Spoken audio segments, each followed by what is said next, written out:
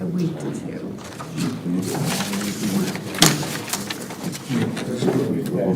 That's where we're starting for the generation.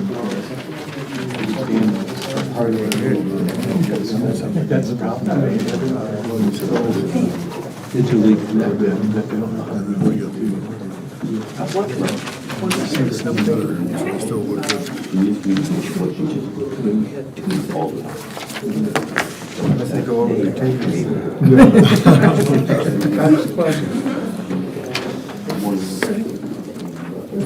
That's gonna be so much paperwork, it's amazing. It's letters, isn't it? Yeah, it's a little excessive. It's too much. Even the updates? Okay, did you guys get, so 6B is being pulled, so we're still gonna. Well, it's a far cry from not getting So enough. 6B is being pulled. We're gonna have a public hearing because we already. Yeah, so we're not gonna have a public hearing. The 6B is being pulled on the agenda. Yeah.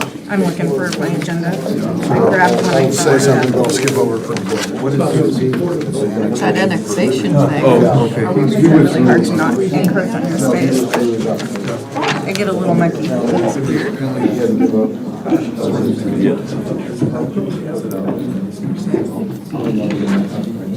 It's about the house and stuff. I'm gonna see back down. We had these two cover letters. We had You're welcome. the process that we did was the recorder reading the motions.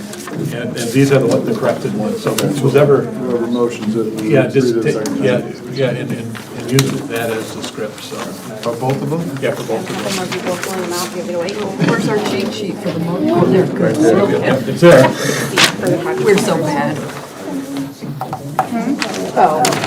Do you mean to wait on the couple more filling them out before starting? Yeah. Yeah. You need a form? Do you need a pen or anything? No, I filled it out half of it, so it's good. Thank you. Where's Wayne?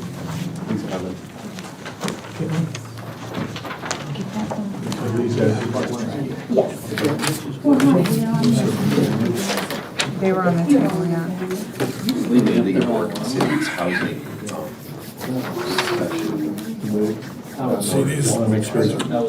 These would be nice if they were handed out.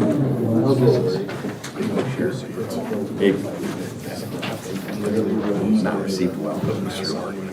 I was gonna just distribute them once we get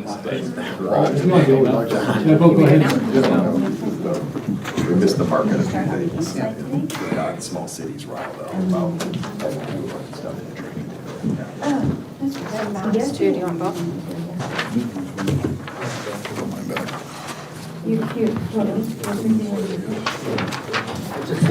One or both, or you want to do one? Okay, fine.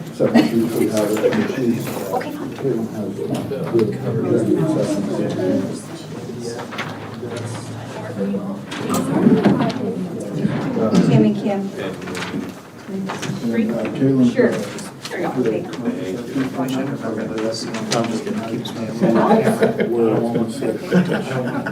Should be pretty close.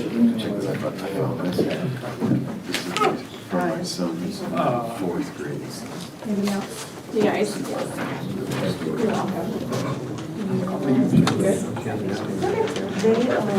There's Wayne. Sorry. No, I'm good. Yeah. And Wayne will want one. Did you get them?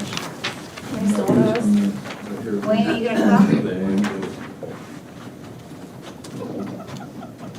Okay, so they haven't addressed the, there have been changes But they've already got the pictures out. No, I'll see how we can. Okay, perfect. Yeah.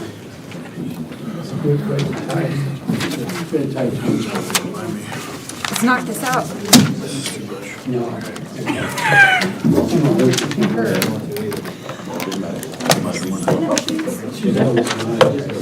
They ready to go?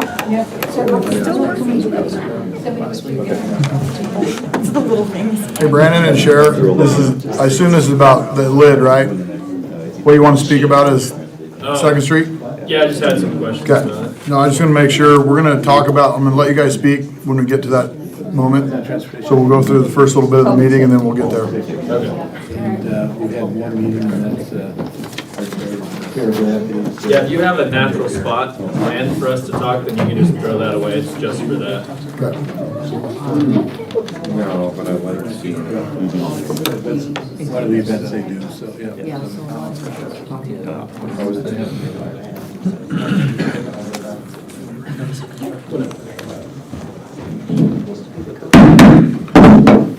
I'd like to thank everybody for coming to the April 14th council session.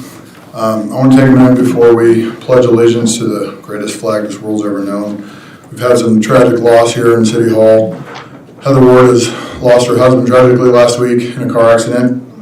And I'd like to invite those of you who would bow your heads while I say a quick prayer for her.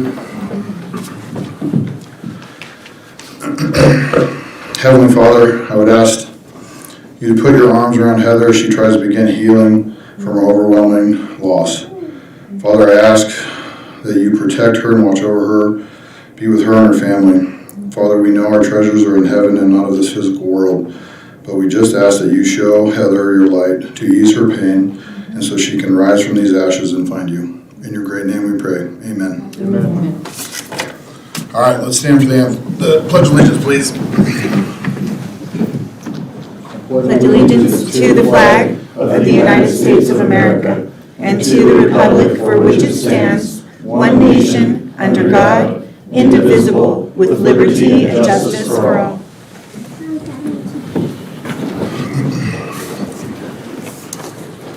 All right, so we got the public forum right now. Everybody got the sign-up sheet that wanted to speak. For those of you that want to speak on the lid or Second Street, whichever you want to call it, sidewalk tax, I will put you, when we get to that line item, we'll put you there. We'll do the public hearing, let you guys speak when we get to that moment. Bill, I believe you want to talk about the cottage clusters, correct? Okay, I'll let you speak when we get to that one too. Awesome, thank you.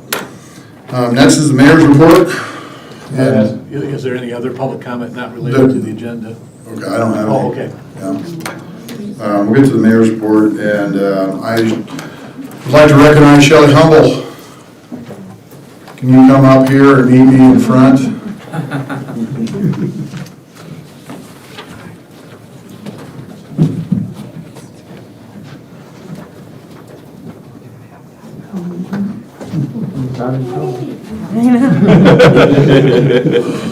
Came from the corner. Oh, she came out of nowhere. Well, congratulations for 25 years of service to Creswell. Got to speak a lot tonight, so I'm trying to make sure I have the right words. But I've only been able to be with her for about 2.5 years. But she's always had a smile on her face. She's always been very helpful. She's always been a huge part of Creswell. She's a phenomenal job at the airport. And when I came to be a councilman, I was against the airport and thought it didn't make sense and didn't understand why we were paying for it. But Shelley has proven why we pay for it, why it's going to stand on its own 2 feet, why it has value, and her grant writing is amazing. And the fact that we have an airport that's generally almost paying for itself, and I think it's over $5 million that you've got in federal grants. Almost 11 million. 11 million. Okay, Jim needs to work on his numbers. I asked for help from some development heads here so I could get some feedback. It goes way before Jim, so. She's worked in code enforcement, Yep. city or the airport manager for this long, for 25 years of service to Creswell. I know this isn't enough, but I'd like to thank you and I appreciate you. Thank you.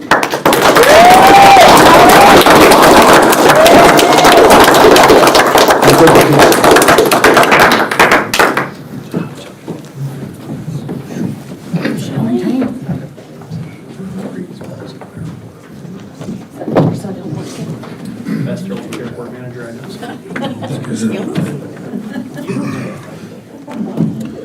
All right, I'm going to keep talking.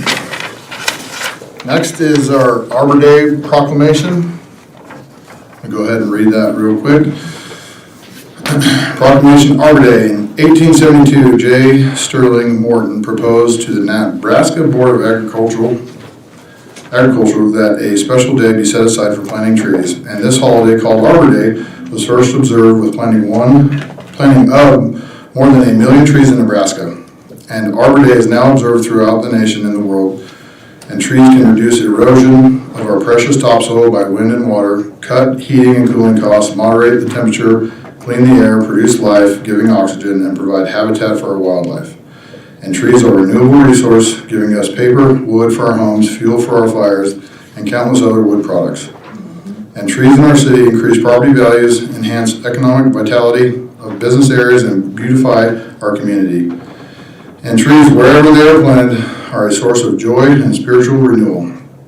And the city of Creswell has maintained its status as a Tree City USA for 13 years. In recognition of this dedication to this preservation and value of its urban forest, now therefore I, Nicholas Smith, Mayor of the City of Creswell, do hereby proclaim April 26, 2025 as Arbor Day in the City of Creswell. I urge all citizens to participate in the celebration at Garden Lake Park on Saturday, April 26th from 10 to 1 p.m. to celebrate and support efforts to protect our trees and woodlands. And further, I urge all citizens to plant trees to gladden their heart and promote the well-being of this future generations.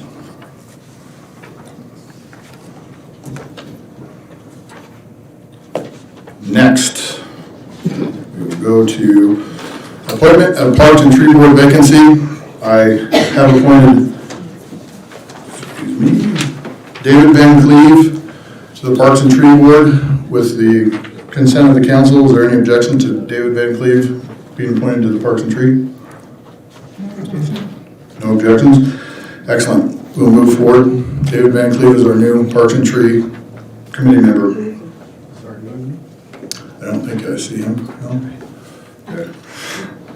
We got one more on the agenda that is not on the actual form. We're doing a committee swap. So Councilor Alan Dukes will be moving from Parks and Tree to Public Safety.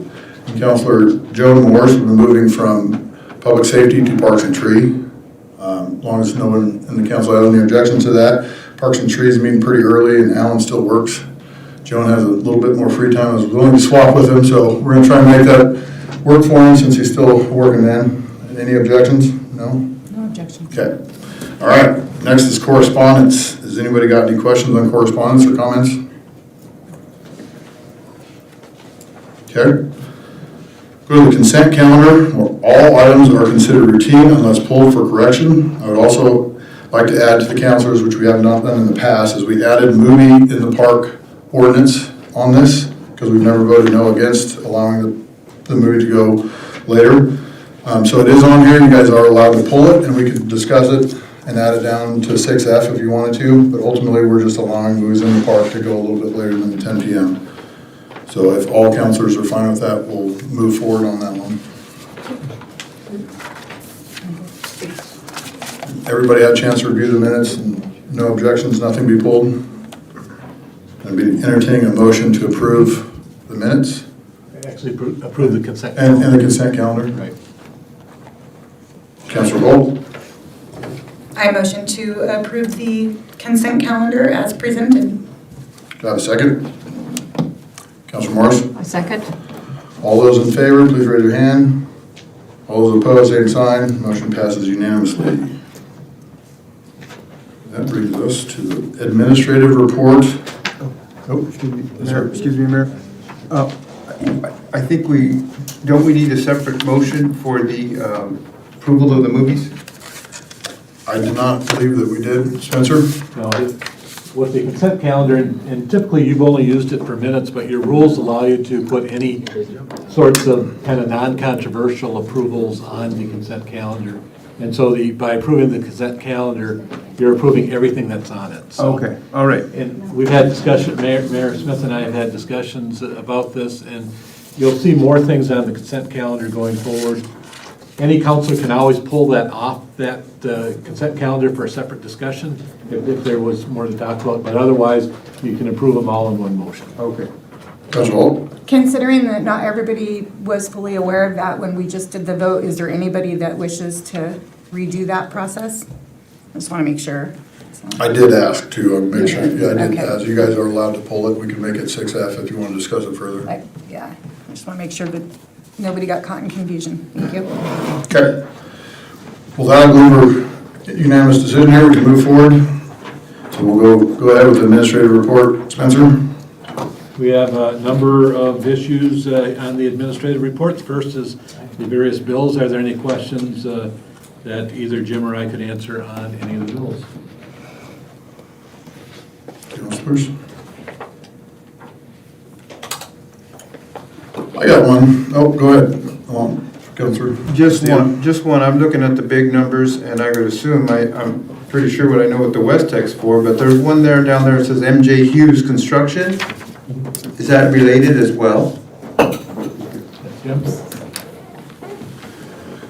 Thank you, Councilor Costia. That's MG Hughes is who's doing the work on the water towers.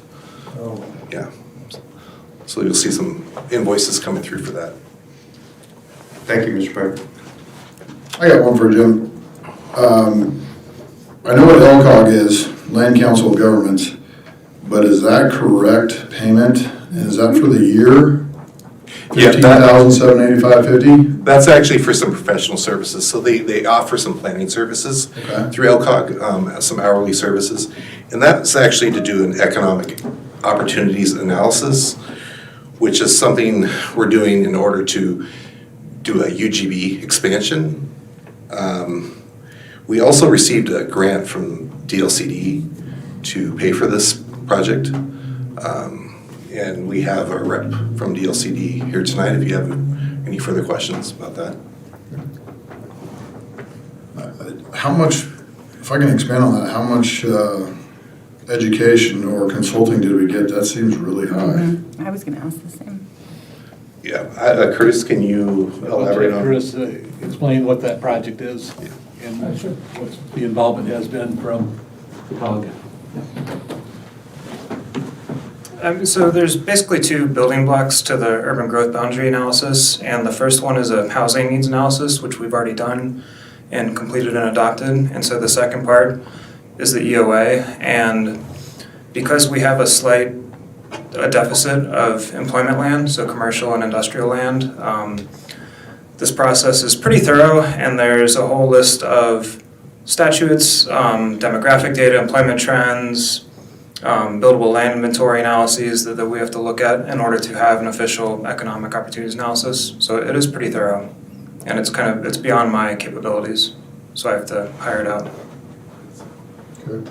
And on this, I think we received a $20,000 grant. Correct, yeah. To So help cover a portion of these costs. the overall project cost is close to $50,000, and then the grant was $20,000. So if you look at it one way, you could say we have it 40% off. But its focus is on the urban growth boundary and how to expand, and hopefully we're gonna get revenue from that in taxes and building homes and. correct. And so Vitality.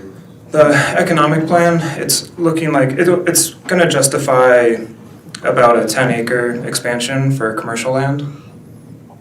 And so if you look at the return on investment, I would argue it's worth it. Okay. Councilors, anyone else got a question? Councilor Holt? I'm still really shocked at that price, and I'm curious what we got for that. Did we get a report? Did they work on this for months and months and months, or did they work on this for weeks? It's been about 16 months so far. Okay. There was public engagement in June of last year. I know former Mayor Strand was there. I don't think any other councilors made it. But yeah, it's about an 80-page report. Okay. And then it eventually leads to 10 additional acres of profitable land. Appreciate the extra. That makes me feel a little better about it. Yeah. Yeah. It's the housing needs analysis and the economic opportunities analysis are two very foundational documents. Thank you, Curtis. Yeah. Thanks. Councilors, anyone else add to this or any other questions on that? Bill's report? All right, Spencer. Next item is Lane County Sheriff's Council Service Report. Representative World from Lane famous. County, Alex, give us some reports. World famous Sergeant's Bill. Oh, jeez. That's not a good thing. That smile. You know, March was a pretty good month for us. I say that pretty much every month, though. I'm not gonna lie, it's a pretty good place to work down here, and the problems are generally much smaller scale than coming out of our main office, so that's a good thing. That's what we want, right? So if you look at the calls for service, we're pretty much on par with what our trend has been this year. We did have kind of an uptick in the person department this last month. I'm not sure why. Most of these person crimes come from, or they're not crimes, person calls. They kind of stem from just like verbal disputes. I went and looked at all the calls for service this month, especially in the person category, because of, I noticed that we're significantly higher than last month. And in doing that quick little analysis, I found that we had several more verbal disputes between the same parties that we dealt with this month versus last month where we weren't dealing with those parties. So I'm not gonna blame, one particular group of people, but there's definitely an uptick, and it doesn't seem like there's gonna be any type of trend or any type of like random crime going on. We responded to the same types of calls this last month with the same people quite a bit. So you'll see that our welfare checks are also up just slightly, and that has to do with, I mentioned one particular fella who generates a lot of those calls for service. He's got some pretty significant mental health issues. He was a little more active this last month. I'm not sure why, but he generated a lot of calls for us this last month, so that's where you'll see that. The self-initiated activity is, the guys are getting after it, and it's a good thing. It's getting, the case numbers that you'll see in here are either just based off the self-initiated activity, are either warrant arrests or impounded vehicles from suspended or uninsured drivers. So the crew is getting out there and they're getting drivers off the roads that shouldn't be on the roads. So that's a definite win. Other than that, I'm happy to answer any questions you might have. Councilor Kent? Yes, sir. Could you speak to the Measure 11 crime? Yeah, so this one's unique. Without going into too much detail, it's the allegation of a sex crime, but the reporting party in this particular case, has some cognitive issues, and so deputy did quite a bit of follow-up on this and determined it likely did not happen, but this person believes it happened. So it's a complicated one. I got one for you. Do you guys, do you specifically have a standard operating procedure when you write tickets in town? Do you follow up on a lot of those tickets on how they're adjudicated by chance? It kind of depends on, if somebody goes through and they pay their citation, we never hear about it, really. I mean, we don't write such a great number of citations where we can't follow up on that, but most of the time people go and they just pay their citations, and so we don't know when they're convicted, but they get the conviction.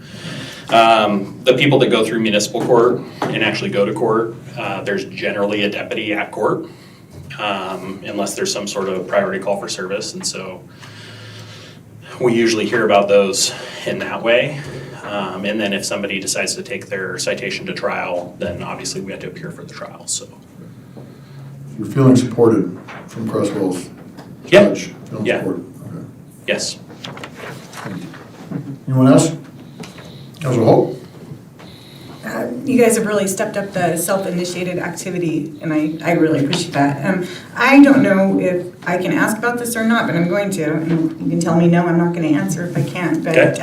I just over the last week or so have seen a lot of hoopla on social media concerning particular theft, and I'm curious if you've made any progress on that. Yeah, so that theft actually is outside of the Creswell contract. It is Creswell adjacent. Okay. And it is involving some of our people in Creswell that we're very familiar with, but it's actually a main office case. That being said, the main office deputy that's working that case is a former Creswell deputy and knows that we'll support him in any way. I know that he's working on that case, that particular case, and it is not reached a resolution yet.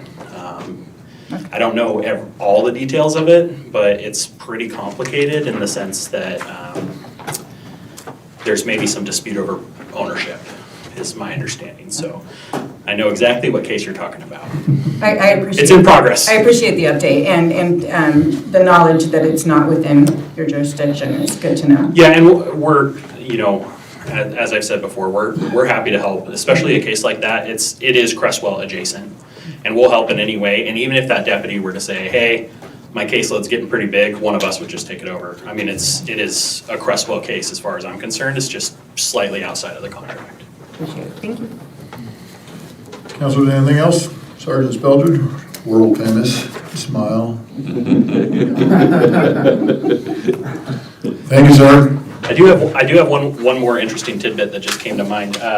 Last week, I had the opportunity to go present at the Oregon State Sheriff's Association. They do a yearly, they call it a Deputy Sheriff Academy. And so there's like 30 or 40 deputies from different counties that come to this. And I got to talk about the I-5 protest last year. As you guys know, I was involved in that, and so. I think you were front page on the paper.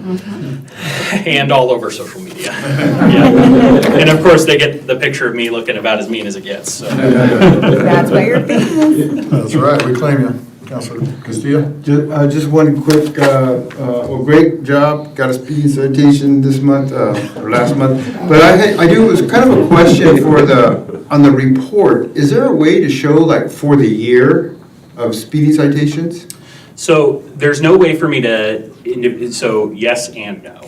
So there's no way for me to individually pull speeding citations. How the speeding citations are tracked is looking through the citations each month and determining how many speeding citations were issued manually.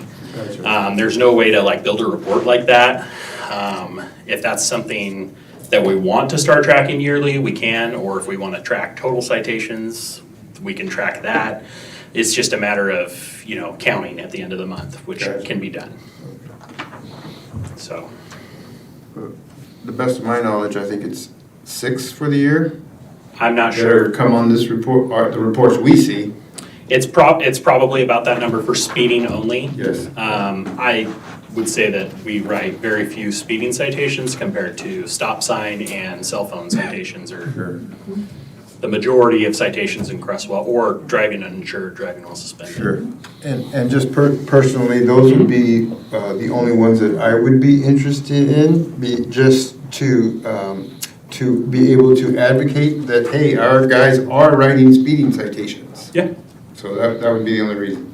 Okay. Well, if that's a stat that the council wants an annual number for, I'm happy to add that to the annual kind of tracker page.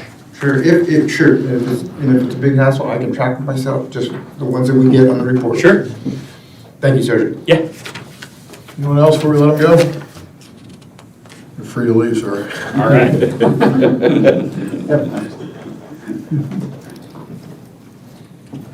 Back to you, Spencer. Next is the city attorney report. Any questions on that?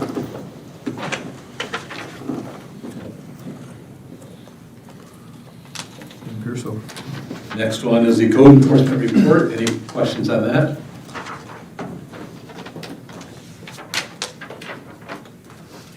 And the last report is the building permit recap report, and that I do want to talk a little bit about because we're playing around with new formats in that report. And so if you turn to that page, the old report was basically just a sheet that showed monthly totals. And the pages that follow that now are putting together some annual totals so that you can see how things are stacking up compared to previous years, the different types of reports or permits that have been issued, the number of, again, new dwellings each year, the value of those new dwellings each year. And so if this is helpful information, we can continue to refine these changes in this report. I think it's much more informative than what we have traditionally put out. And so again, if that's helpful for the council, we will continue to play around with these reports to make them a little more informative for the council. I would say they're very informative. It's almost in excess, but it does allow us to look with a more acute eye what's really going on, so I appreciate it. Counselors, any comments Any or questions on the reports? I really like them. Okay, I'll pass that along to Angela. That's the end of my reports. All right. Get my computer to the right spot here. All right, that'll bring us to item 6A. And for all of you who want to speak, I'll call you up one at a time and give you your 3 minutes. And if you have any questions, we will wait to the end of everyone's time before we try and answer any of them. So go ahead and speak, and then we'll try and write down the questions you have. We'll make sure we answer them as soon as you're done. I will say this, before we get started on that for the Second Street, the bids came in at almost $1 million less than what West Tech had planned for. So all the costs have come down significantly. I think that's a big win. I think all the hard work and the effort that you put in towards us to work on it, and for us to give back to you and work as hard on it, I think it helped. Some of you might disagree, but it did lower the bill quite a bit. So ultimately, I think we did a good job in that, but now I want to hear from you all. So Cher, will you come up please first? Spencer, sorry. No. Spencer wants to go first. Yeah. Give a little overview of why we're here. I missed that. So again, tonight is a public hearing on the establishment of a local improvement district. Again, in this particular case, we had published notices in the newspaper, as well as sending the notice along with background information to all the property owners that are impacted by this project. Tonight's hearing is an important one in that this is the last opportunity before the city council makes a decision whether to order the project to go forward or not. And so the notice that went out indicated that the city of Creswell intends to install curb, gutter, and sidewalk improvements along both sides of 2nd Street from Oregon Avenue to F Street and along D Street between 1st and 2nd Streets. The engineer's written report was on file for public examination. We also mailed it out to all the residents as well. And so the council will be holding this public hearing tonight on the proposed street improvements at 6 p.m. At the meeting that starts at 6 p.m. At the hearing, the council will hear objections and remonstrances to the proposed improvements. The improvements will be abandoned for not less than 6 months if written remonstrances are filed before or during this hearing. So this is an important thing. This is the last chance for written remonstrances to be filed by owners of 2/3 of the frontage of the property being assessed. And so, and then those people can testify verbally about this to advise the council, but if people want to, I really hate this term, if they basically want to protest the assessment, they have to do that in writing before this hearing is closed today to determine whether there's 2/3 of the property owners that are in opposition for proceeding with the project.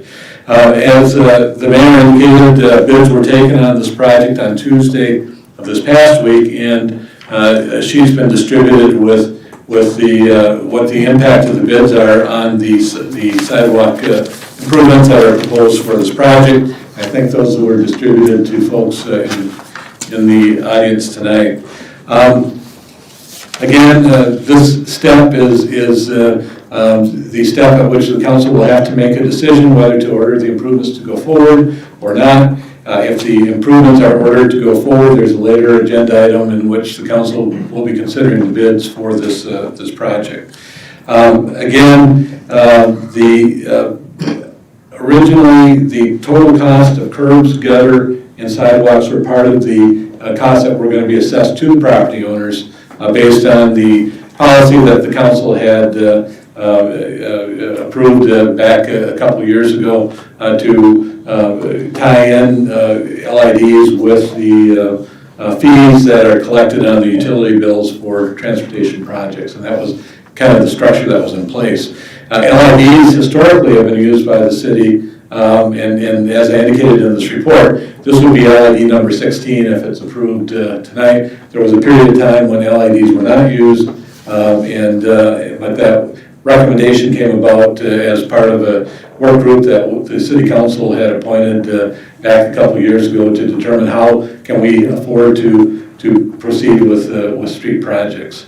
It should also be noted that following the hearing tonight, the council may by motion tonight, following any oral objections, order the improvements carried out in accordance with the resolution, or if the project was initiated by council, motion and not petitioned by property owners, abandon the improvement. So those are two actions that the council can take with the LID tonight. It should also be noted that the council could further revise the instructions for the assessments. The assessments would be finalized following a second public hearing, which would occur after substantial completion of the project. So that public hearing where the ordinance is actually approved by the council would likely occur in October or November at the end of the construction process with finalized costs for the sidewalk improvements being put into place. Again, there's been a little bit of confusion about what we're actually assessing, and the resolution adopted by the council will assess to the property owners the construction costs for a width of 4 feet of sidewalk for the frontage through this project with the side, any corner lots, it's the short side is exempt from the assessment. So that's what's been included in the assessment. The dollars that went out in the notices were the original dollars based on the original assessment cost. The sheet we distributed today is based on the actual bid cost for the sidewalk work that will be part of this project. And so at this point, again, I would recommend that the mayor conduct a public hearing on this particular item.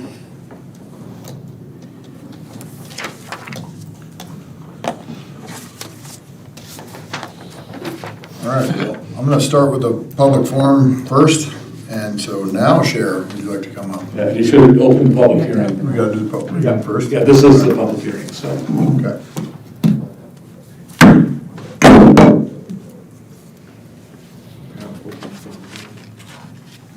You ready? Yep. Yeah. You sure? Yep. We're not sure. Yeah, the public hearing's now open.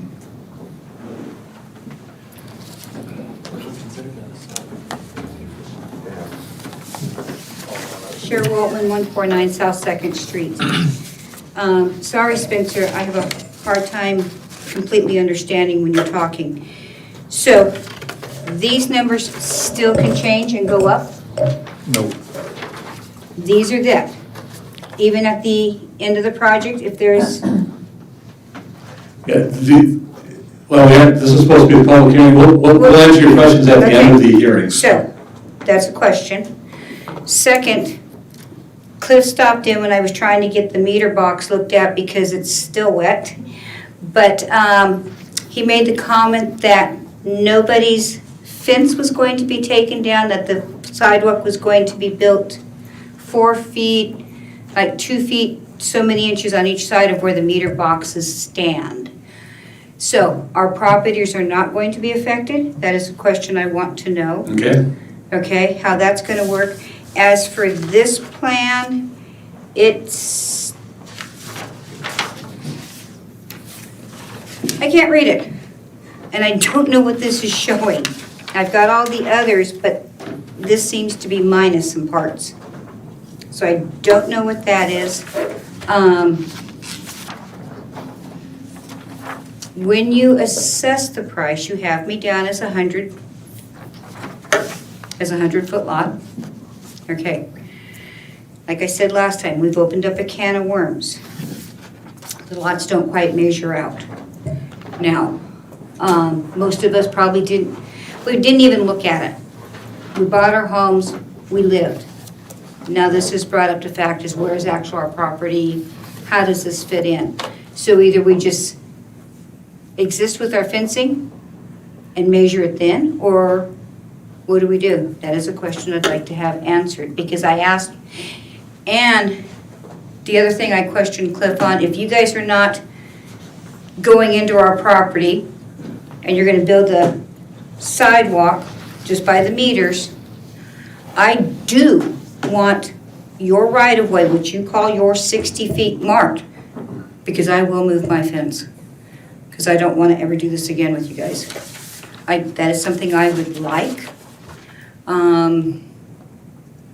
That's important. This has not been fun. So, yeah, I'll stop for there. Thank you. Thanks, Sharon.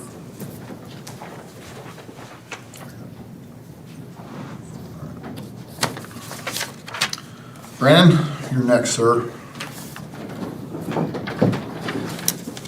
Apologize, I just came out of my wood shop, so I'm all dusty. My name's Brandon, I live at 169 South 2nd Street. I didn't really have much to say, as much as just some questions to ask. Last meeting, we addressed the incompetency of the engineer with the angled parking in front of my home. Seems like a lot of the counselors agreed with me, as the engineer did, that it would be unsafe and it would limit the use of my property to pull in and out. We all know how busy that area is. We had, I don't remember if it was you, Mayor Smith, or I, who had brought up, can it be changed? It was asked, can it be changed? Cliff said, yes, it can be changed.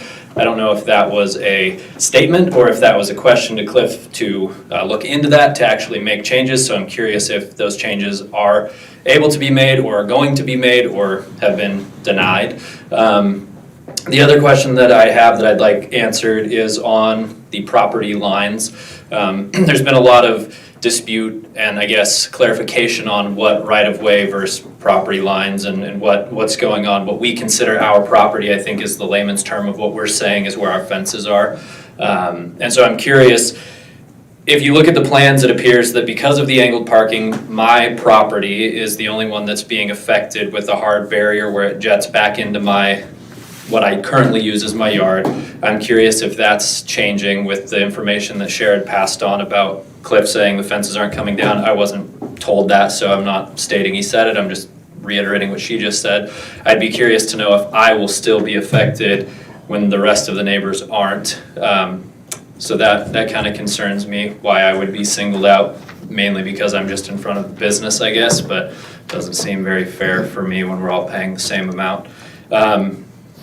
Yeah, I mean, I think our biggest thing is just finding out if that parking situation has changed, which I understand you guys will address at the end. And I just want to put in my 2 cents that this is very unsafe, and if you put that there, I don't know if the city attorney has anything to say about it. If an accident's caused, who's at fault? I mean, the city has themselves admitted that it's unsafe, so I just want to make sure that doesn't happen, because I'd hate for somebody to get hurt, or my daughters who are just now learning to drive.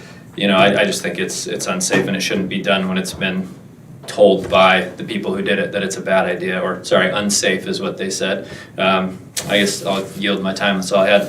Thanks, Brandon. Adam Wilkin?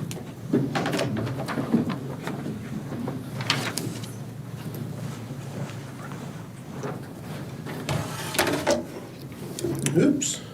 I was trying to time myself. I just, you know, I don't live here. I really like Creswell, and my kids play golf here every day, so I love Creswell. But I'm here just because I've been part of another city that's kind of gone down this road too, the city of Coburg. And in that city, you know, I know a lady that I knew at the bank for a very long time. She's a lady whose family lived in the city for a very long time, and she owned a house there right on the main drag. And the costs in the city kept going up, and they added a sewer system, and it kept going up. And by the time I saw her house listed, I was kind of shocked, because she'd lived there for as long as I'd known her, and she's an old lady. And she couldn't afford to live there anymore, because the city had jacked up the costs for water, sewer so much that it was unable to be sustainable for her family, so she left. And that's actually a common story in the city of Coburg, and I just caution you folks, I don't live here, but I think you're kind of heading down that path. And so you kind of have to decide whether you want a city that's affordable for the people that chose to live here, or a more sort of sexy city that fits sort of the current standards. And I don't know where the city's headed with that, but because I'm not accustomed to what the goal is here. I just got notice of the taxes, and I was like, whoa. And I do see it as a tax. I mean, it's a cost that's passed on to the consumer. I'm a realtor, I'm an investor. It adds zero value to my property, and it creates liability both functionally and down the line. And what I mean functionally is if somebody were to injure themselves on the sidewalk, they're not coming after the city. They're coming after me. It's my sidewalk, and that's part of the reason why cities create the liability with the homeowner, and that's why you guys have us pay for it. And then when I have a tree that's planted outside, becomes the city's tree oftentimes if it's in the right of way, and then the tree creates a problem with the sidewalk, the full responsibility of replacing the sidewalk and liability of the sidewalk rests on the property owner's shoulders. We own a property that's across from the Oakway Center. It's a really nice neighborhood. I don't know if you guys have ever parked like in the Fair Oaks neighborhood to walk for free to the duck games or anything like that. It's kind of a common thing. But it's a really nice neighborhood, and it's one of the nicer neighborhoods in the city of Eugene. And in that neighborhood, it does not have sidewalks. And it is one of the most expensive neighborhoods in the city of Eugene. Some homeowners have elected to put sidewalks in, but it's a curved street and it's gorgeous. They have large front yards, beautiful old trees. It's immaculate. And the folks that wanted sidewalks have put them in. And it's probably 3 out of 20 on the street that we own a property on over there. So it's not everybody, but the people who wanted it have it. And when we walk down the street, we walk down the street. It's very safe, it's beautiful, and it's a commonly walked street. The only other thing that I wanted to say is that I'm not a city person. The last time I was on a council like this was in college. I was on city government, so it's been a long time since I've seen this. But you've got 21 people that are paying the bill for this, or that you want to pay for it. And I think you might want to bring that up to a vote for these folks. And if 11 of them voted yes, I think that would be a cool thing if you're asking them to pay for it. And if they didn't, then I think it would be either not a cool thing or the city should decide to pay for it themselves. You could do this project with curbs alone and not charge the people. You could also just do the project and not charge the people. Or it would be kind of a cool thing to have the people who are paying for the project to vote to see whether they want the sidewalks or not. Thank you. Thank you. Mr. Buck Basnet, floor is yours, sir. I'm Buck Basnet, I live at 197 D Street in Creswell here. I put in a public records request a few weeks back. I still haven't gotten that. I'm not blaming the individual that has to gather those records. I would happen to say that it's probably due to the city's years of poor records management and the lack of categorization. So a little underprepared for what I wanted to speak on because I don't have that records request I put in almost a month ago. But regardless, my big question is, did the center line of South 2nd next to my house get moved? Because it was a 40-foot right-of-way up until, I think, 1998, when the extra 10 feet was gathered, making it 50 feet. The current design shows it 25 and 25. So I'm not very educated, but that math don't math. That means that that extra 5 feet came from somewhere because they're making it 25 and 25. So did that center line move? The sidewalks, my property lines, I'm not gonna dispute with the third surveyor that came through. I wanna thank you guys, absolutely. I don't like West Tech, and West Tech definitely is never allowed anywhere on any of my properties. That guy's a prick. And a liar. So I hope to God that you guys don't ever use him ever again, because he actually told me and Wayne that the approaches for our driveways were going to be not our responsibilities. But I still see that I'm still being considered 100 feet, and 100 feet is part of that approach. Regardless, I'm beating a dead horse. Y'all are going to vote the way that you want. I'm going to respect the way that you guys vote. I'm not going to raise a fuss. But please don't ever use West Tech ever again. He's a liar, 100%, and a cult. Those of you in the logging industry know what a cult is. So with that, I don't think that it's fair to my senior citizen neighbors either that they have to front this bill. It's not right. We're supposed to take care of our elders, and this is definitely putting them in a financial burden. $3,000 to my 94-year-old neighbor is a substantial amount. I honestly think that she shouldn't have to pay anything. And if you want to tack it onto my bill, tack it onto my bill. Thank you. Thanks, Buck.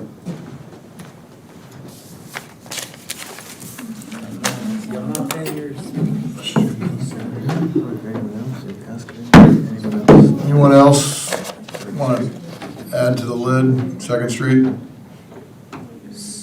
Okay, Can I just make one quick thing? sure, go ahead. I never saw the paperwork you claim was mailed out in your statement, and I checked with these two, and they haven't received any of that paperwork either. Ask Caitlin to respond to that, because They went out, I was trying to double check the date on it. It was a Friday that they went out. I never received any back. The addresses that they went to were from the tax assessor's office, so whatever address is on file with them is the address that it was sent to. Is it the one that just went out like a couple weeks ago? that's about the timing. Big, big packet? Yep. Yeah. Okay, just a couple weeks ago. Correct. Okay, I didn't see that. Huh, I got it. Okay, well, I guess we had some confusion then, but I did not receive it. So, question, going on what Adam said, there was something else that was brought to my attention. Creswell is looking to run a sewer line up to Eugene. Is this Yes, on but that's topic? kind of separate, so You let's know get back to that what one. That's still, Is it what? I said, yes, but that still kind of goes along with, what do you got? We got a plan. But let's focus on this one right now. Wayne, go ahead real quick. Just a question you guys could probably answer. When they come down and start doing the, not just the sidewalks, but doing the driveways, there's not gonna be any access to the homes for a while, so have any idea where other overall parking is going to be for the neighborhood? That's my question. Okay. That's it. That'll conclude the public hearing, and we'll start answering some questions. Okay, so we had a number of questions. The first was, can costs go up?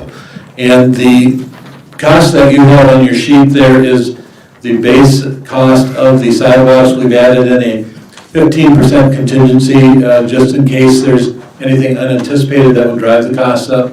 Chances are those costs are gonna be lower than what we presented to you if the contingency isn't used. So if the cost went up over 10% higher than what was here, council would have to go through an entire hearing process again to do that. I think council's made it pretty clear that this would be a cap on the costs, and so I truly expect the cost will come in underneath what we gave you here today, but we didn't.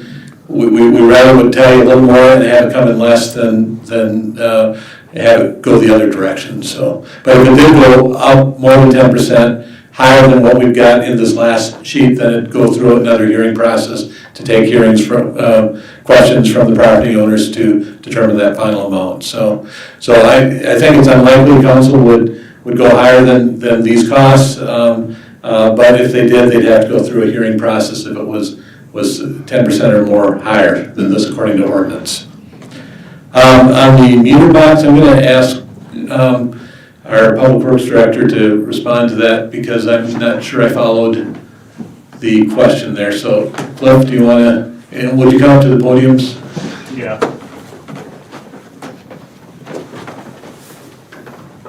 I think I would need to have the question repeated because I wasn't exactly sure. Were you referencing the wet area in the meter box or the relationship to the fence to the meter box? So I had asked you, at the last meeting, I mentioned that the box was wet and I was concerned about a leak. The day you came out, you said somebody had been there, we had a little bit of a discussion over that. At that point, you made the comment that the fences weren't going to be touched. I am asking, is that a true statement? Yes, that's a true statement for your property and the property to the north. It's not a true statement for Brandon's. That's unfortunate. So does that answer your question on the meter box and the fence location? The meter was referencing to a time when Cliff had stopped by the Right. house.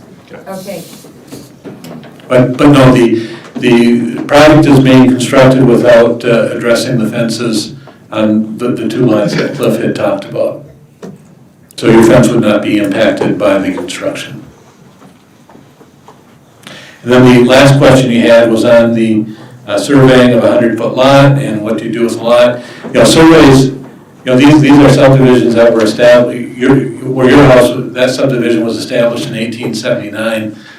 You know, over time, the way people measure things and the way people calculate various boundaries in these old subdivisions, and then on the south side of D Street, all that was never subdivided. It was individual lots were created, and so the surveys, you know, indicate that the property line goes into your fence, but the project's not going to impact your fence, and there's no need to do anything with your fence for this particular project. As far as a 100-foot width, that's 100 feet until someone tells you it isn't 100 feet of width, and so I don't think when we did the resurveying of the site, the focus was where's the right-of-way line. We didn't do individual lot corners, you know, within the blocks, but we wanted to make sure that the project was occurring within those lines. We pulled the project back from what was originally proposed so that we wouldn't interfere with any of the existing fences on the two lots in question.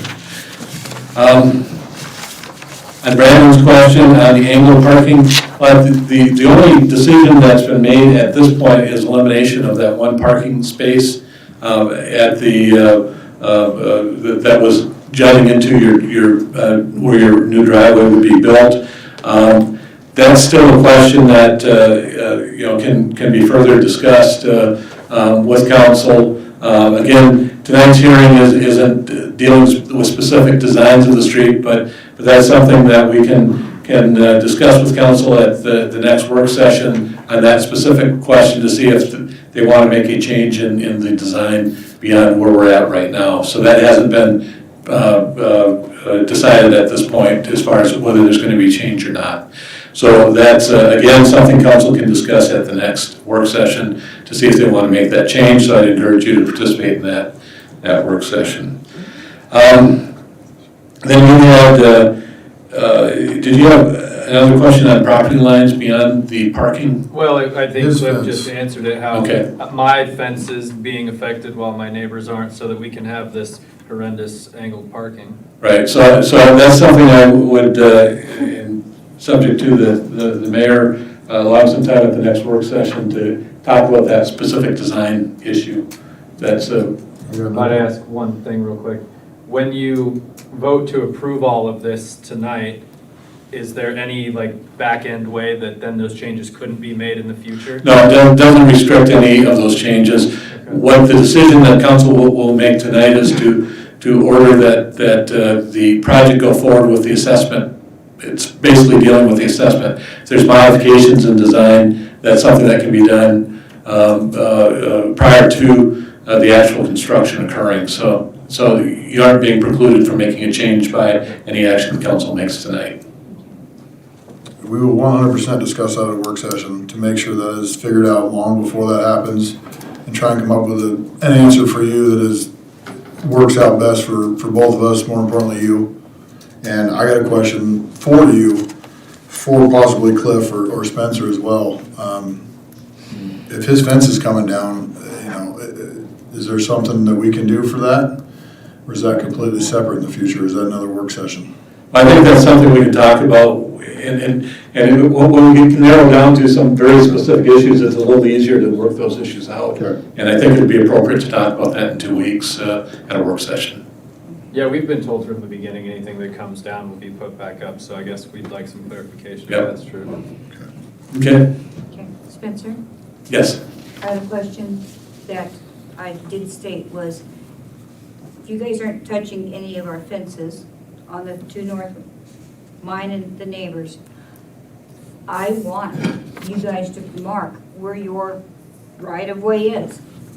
Can I have that? I want to know exactly what you claim is yours.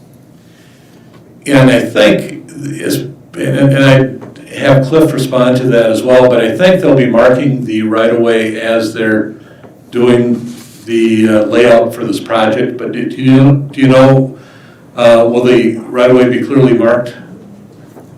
I don't know that answer. They'll put staking out there for offsets for curb, but it might not necessarily be right away. But we can have the right of way marked because they're coming back, I believe, this week or the beginning of next week to mark curbs out for utilities to be moved, so I can request them to stake those two property lines for back of right of way. Okay. So anyway, we will see that we can have that line marked so you know where it's at. And then it's up to you if you want to at some point replace your fence and adjust the location of it. You know, that's the option you have, so. And then back on the public records request, I have Caitlin kind of respond where we're at with that, so. I actually left a voicemail on Friday to get you the cost for that one. I did have that one completed. I am sorry for the delay in that with the records and everything, but I do have that for you. I know it's not your fault, it's the crappy records keeping over the years. But I do have everything. I can actually go downstairs and get it if you. Well, it's too late, I needed it for tonight. It's not your fault, and it's not her fault at all. I want to make that clear. So anyway, but then those records are available if you want to proceed and get them. We did send out some information that was most pertinent to your intersection to you. The other question you asked was regarding the center line of 2nd Street south of D Street. And again, the east line of 2nd Street is continuous north and south of D Street. The road actually shifts over towards your side, and it narrows down to 50 feet. And so the road actually, on the east side, it's a straight line. On the west side, it's 10 feet further out on the west side, and then it comes in 10 feet across from your house. Right, so how are they getting 25 foot on the east and 25 foot on the west if center line of the existing road hasn't moved? Oh, the center line actually isn't centered in the right of way. So the center line runs consistently through, but it's closer to the property line on the west side. Okay. Yeah, so the center line is not in the center of that right of way. Excellent, see that, that's why I wanted those records, so I Okay. can see that. Yeah, and I did send you the drawing that kind of shows that pretty clearly before I left on vacation. But I got your email, but I wanted in my hand. Yep, okay. But we can certainly give you copies of that, so. And did you have any other questions, Buck? Yeah, well, Steve's a liar, so let's just start there. He told us that our approaches, we were not going to be paying for them, so part of my 100 feet is my approach. No, I think so either Steve's a liar or Steve's a liar. No, I think when you're talking about the approaches, I think probably, and I wasn't part of the conversation, so I don't know, but you don't pay for any of the approach that's between the curb and the sidewalk. You're still paying for that chunk of sidewalk that's running through, but you're only paying for the 4 inches of concrete, not the 6 inches thickened concrete that's necessary for the driveway. So the 4 inch, the consistent sidewalk that runs through the driveway is still part of the property owner's responsibility. Property owners aren't responsible for the thickening of the sidewalk under the driveway or the apron to connect the sidewalk with the curb line or the property line. Right. And I had one other question. This is a very passionate thing about me. I would ask and implore, or I would ask that this council understand that you guys putting the liability of us getting sued for your guys' sidewalk, because it's your sidewalk, but we're gonna pay for it. If you guys would at least show us some sort of sympathy by taking the responsibility of repairing and maintaining it off of us and put it onto the city, I think that's fair enough. And you'll never hear from me again. Any other questions from you? And then the question from Wayne was on driveways and parking. And Cliff, do you want to handle, and some of these are going to be worked out in the pre-construction conference that we'll have with the contractor that's doing the work. Very happy with the contractor that was a low bidder for this project. He's been a very responsive contractor for the city. So they've been very good to work with through these kinds of issues, but why don't you talk a little bit about temporary parking issues that people may deal with? Yeah, so the project will be phased, and so a quarter or a third of the project will be completed before they are allowed to move on to the other part. So there will be some parking available. It might not be in front of your property, but it will be around the corner, probably on the next block down. And you'll be asked to probably park in that area during when there's driveway construction. I know in the past when we've had construction projects, they'll go in and do the driveways maybe first and let those cure and let those be able to be drove on so they can do the sidewalks. So there'll be some timing and they'll work with each individual property owner and their driveway, but there'll be additional parking available in the meantime on other blocks. So there will be some disruptions for your access. What about the safety of our vehicles? It will be parked on the street in the right of way, and I think that will be the standard procedure that we'll go with. It should be temporary. Okay, I think those are the questions that were posed, and those are the responses. Just for the council's consideration, we've only received 2 written remonstrances against the project, so we're well below the 2/3 limit that would delay this process. And at this point, after council discusses this issue, council can make a determination whether you want to order the improvements to go forward or not, and that is in the packet. There we will have if presuming the council orders the project to go forward, we will have a work session to deal specifically with the question on the angle parking for Brandon's property. So I have a couple notes that I made, is that Cher still needs a delineation of her property line. Brandon, we need to confirm the parking spot is gone and that we have a direct plan. And I also have a note on how we can mitigate your financial impact with your fence that we need to talk about the next work session. I feel like all the other questions have been answered, so those are the 3 that I have that we can discuss next work session and move forward on. Go ahead, Chair, just real quick. So Steve had mentioned that he was wanting everybody to sign a paper that gave them permission to access our property. For the driveways, he was saying, anything they were coming in. So since you're taking your sidewalk away from, you're not going in as far as the right-of-way, you're moving the side, you're doing it is it a 4-foot sidewalk or a 6-foot sidewalk? That's a 6-foot sidewalk, but you're only being assessed for 4 feet as a sidewalk. So at that point, will you then, would you open up, will you just automatically put to grade? Will the sidewalk, driveways and sidewalks and everything be blended? Right, Cliff, please. So since we're moving the project out from your fence, we should not need on your property to be able to make that transition. If the transition is too steep and you don't like it, then we will need a right of entry to go on your property to do any work. But I don't think it's going to be needed because between where your property starts and the back of the project is like 4 feet, and I think the transition will be fine. I don't think there's enough elevation to make a weird transition. Does that make sense? 4 feet.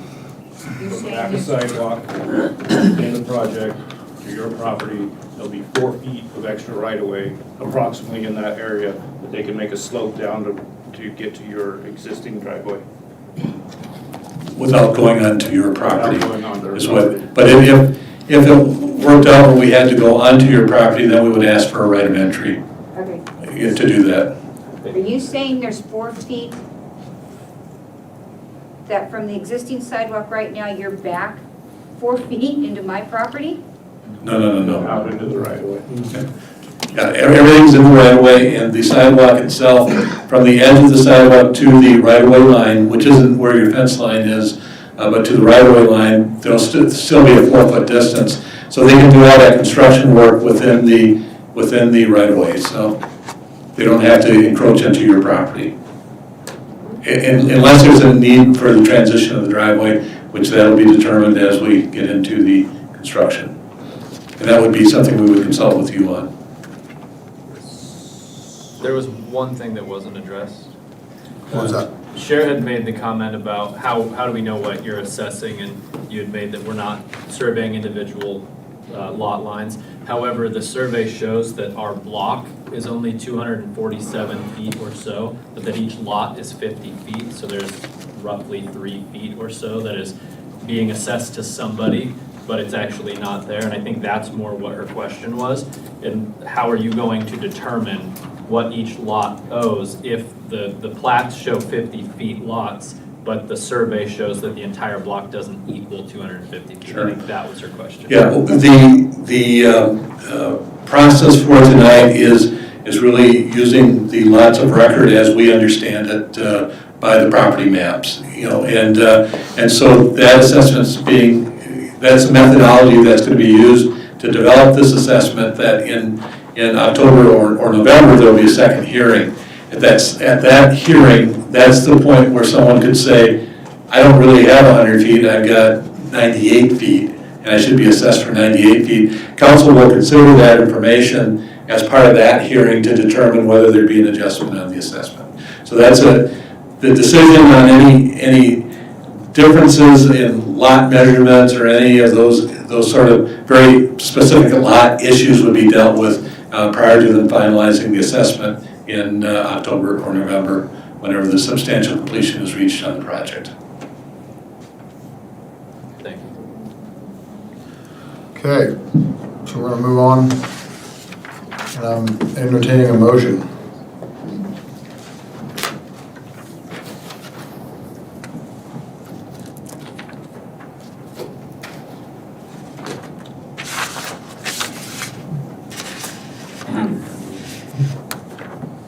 Counselor Kent? I make a motion that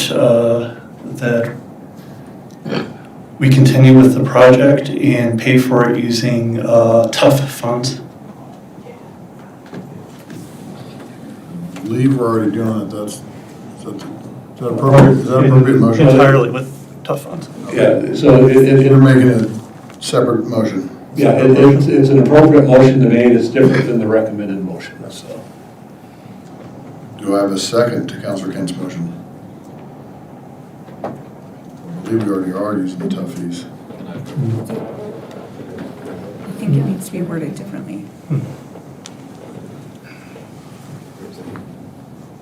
Okay, so there's no second, so the motion dies. Okay, so I'll be entertaining another motion for item 6A to move forward with construction of 2nd Street.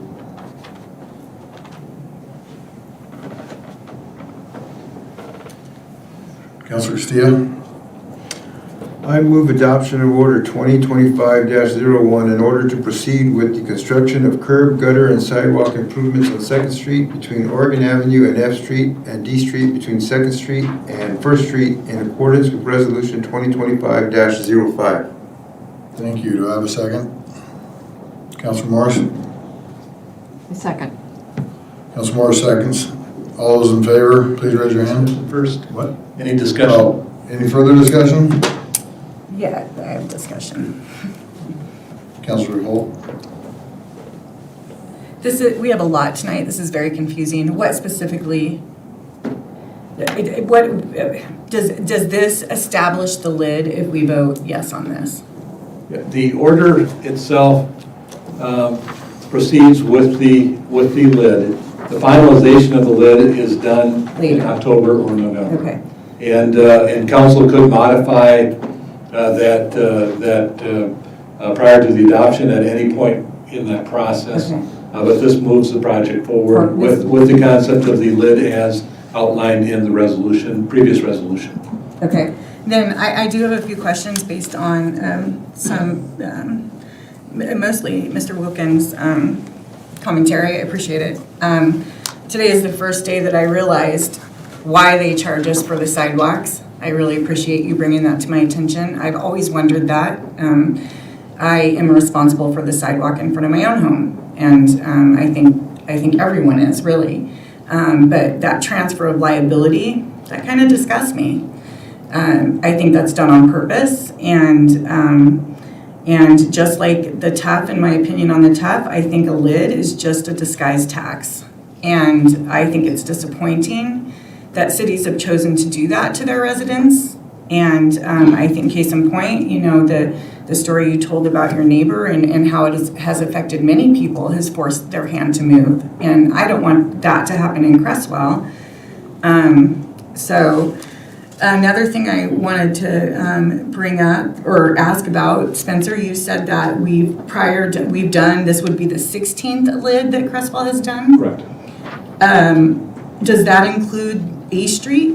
No, A Street, there was a gap when the council didn't do that, and I think A Street was, if I remember, was a heavily grant-funded street, and they did not do a lid for A Street, is my understanding. Sure. But prior to that time, they were consistently used for street reconstruction projects. And do you know at what percentage those lids were applied prior to that? Actually, the costs that were assessed were for curbs, gutters, and sidewalks. This lid is only assessing 4 feet of sidewalk. So the previous lids were assessing the curb and gutter and sidewalks, so the full shot, which is how this started out initially. And then during the discussions with the people on 2nd Street, council has tried to find a better balance for 2 reasons, I think. One is costs have escalated substantially from the time the last LID was done in Creswell. And then secondly, to try to have some sort of fair share of the benefit that the property owners will have by having these improvements occur there, whereas people paying the same tough fee a street over that's in terrible shape still have a terrible street. So it's trying to balance that burden between the benefit to the property and the benefit to the city as a whole, I think is the philosophy that has been kind of evolved in these discussions. Okay, another thing that he discussed was his own neighborhood where they have opted not to put sidewalks in at all. And I don't know how old your neighborhood is, but I was told that we have to put sidewalks in, that the state of Oregon requires us to. We were told that here in the chamber. I would be shocked if that were true. Yeah, that's not what was said. What was said is if you have curbs and if you have some sidewalks that historically have been in place, you have to meet ADA requirements with any street reconstruction project. Then my question didn't get answered the way I asked it. Because I asked specifically if we were required to do the sidewalks. We would be where we have patches of sidewalks on 2nd Street because we have to assure ADA access. And it's not state, it's federal requirements for that requirement. Okay. And I think that's it. I feel that the project needs to move forward. We can't keep kicking the can down the road. It really does. I suppose we can return back to the lit discussion at a later time. Thank you. In fact, we will be coming back to the LID discussion at a later time, which is part of the ordinance process here. So, Councilors, any further discussion? Councilor Kent? So, again, this is a benefit that surely people living on 2nd, people living in that area will take advantage of, but there's also other people also within Creswell, outside of Creswell, that will all be taking advantage of that. If I see a street that's improved in Creswell, even if it's not my very own street, it's making the community better. I'm glad to see that. I'm very happy to see the assessment fees go down so much. I might be able to sleep tonight. And, but we do want to provide, affordable city services. And I feel that, I know our hands are tied because we need to do these street repairs. We need to do that, the sidewalks. It's a requirement, and unfortunately we're bound by that. It's not necessarily that we want to, dump sidewalks on everybody's. I like sidewalks, but, we're not looking to do that, I don't believe. But we're forced to because of federal law if we're going to do the street repairs, which are needed. So, again, I think we have money. Existing sections of sidewalk in those locations, so. I think we have money that we could use for that in the Tufts, but that would delay further projects. So, I don't know, that's the road I would want to go down, and that's what I was trying to do. Perhaps what was a poorly worded motion, but that's my intent, and I just wanted to state that for the record. Thank you. Thank you. Councilors, anything else? Councilor Hope? Just one other comment. I'm not so convinced that this is actually going to benefit these property owners. I think the only property this really will benefit is the bakery. I think that as a person looking for, as a person that has bought a house in the last several years, if I were to come look at a home across the street from that bakery, I would not buy it. I wouldn't want to deal with that hassle. And so I think in most cases, street improvements help the residents. I think in this case, it's not going to be beneficial. Just my opinion. Thank you. Not now. Sorry. Councilors, anything else? I'll speak a little bit then. We've talked about liability, and I've had that conversation with Spencer to see if there's a way that we can word the construction where there is no liability on the homeowners for a city constructed sidewalk, because it doesn't make a ton of sense. However, I've also built a house too in recent years, and I paid for mine and I maintain it and I'm responsible for it, and I didn't like it either. Are you in a commercial district? I'm not. And although you guys are in a commercial residential, it's very confusing. And I agree with Councilor Holt, the bakery is going to get the best benefit for it. I think this council has tried to do their best to try and find a way to make it more fair. I don't know that we've completely done that as a whole, but I feel like we've gotten as close as we possibly can. I do believe this has to move forward. I'm very happy with the prices that they've come down. I know you guys might not agree with me, but we started at somewhere that some assessments were $50,000. We're down to $6,100. I feel like we have done the best we can with what we have. We are forced to fix these streets, and there is also liability on the city that if a person is walking on the sidewalk and trips and falls in the gravel on the right of way, that's going to be on us. We're going to be in a lawsuit, and then the money that we had to fix the street is now gone too. So there's there's that too. So if there's a way to mitigate verbal language that would mitigate any responsibility for the homeowners, other than maybe brushing off the sidewalk or pressure wash it, I'd be happy for it. So if that's possible, I'm all for it.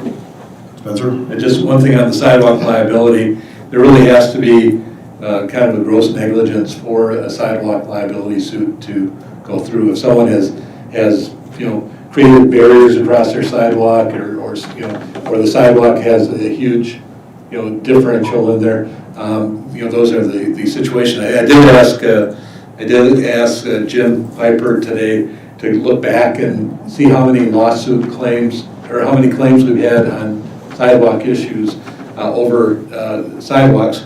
The only one we could find was a streetlight issue that was out, that someone made a claim because the streetlight was out and they missed a dip where the curb was, and there was a claim on that. We just don't get sidewalk claims in the city. We haven't, at least at this point. And if the sidewalk is in good shape, there's no liability at all. It's when the sidewalk gets in deteriorated shape that there's some potential liability. Councilor Holt? I just want to point out that we also don't have a lot of sidewalks in Creswell, really. I mean, so why there might be a low propensity in claims so far, it possibly is because we just don't have many. I had an experience where my son was walking down the sidewalk and we were walking as a family, and development was being built, and somebody left the manhole covers off on the valves, and my little son fell knee deep, bounced his face off the concrete. That happened here in Creswell less than 7 years ago. I can guarantee you that man paid. And he paid with a check because he did not want me to report it. So they do happen. Again, so if there's gross negligence like that, then there is liability, but it takes a high degree of negligence in order for litigation to be successful. Okay. Any further discussion, councilors? Okay, the motion's been seconded. If If there's no further discussion, all those in favor, please raise your hand. All those opposed, same sign. Motion passes. Counselor Kent is in opposition. We'll move on to 6B, which has been withdrawn. Jesse Long has withdrawn his application for annexation, so we're going to skip that one. That'll bring us on to 6C. Curtis, please, sir. Before Curtis starts there, the cover sheet has been revamped, so for the motion, if you can follow the new cover sheet, that would be the one to use. So after Curtis makes his presentation and Mayor holds a public hearing. Is this on? Okay.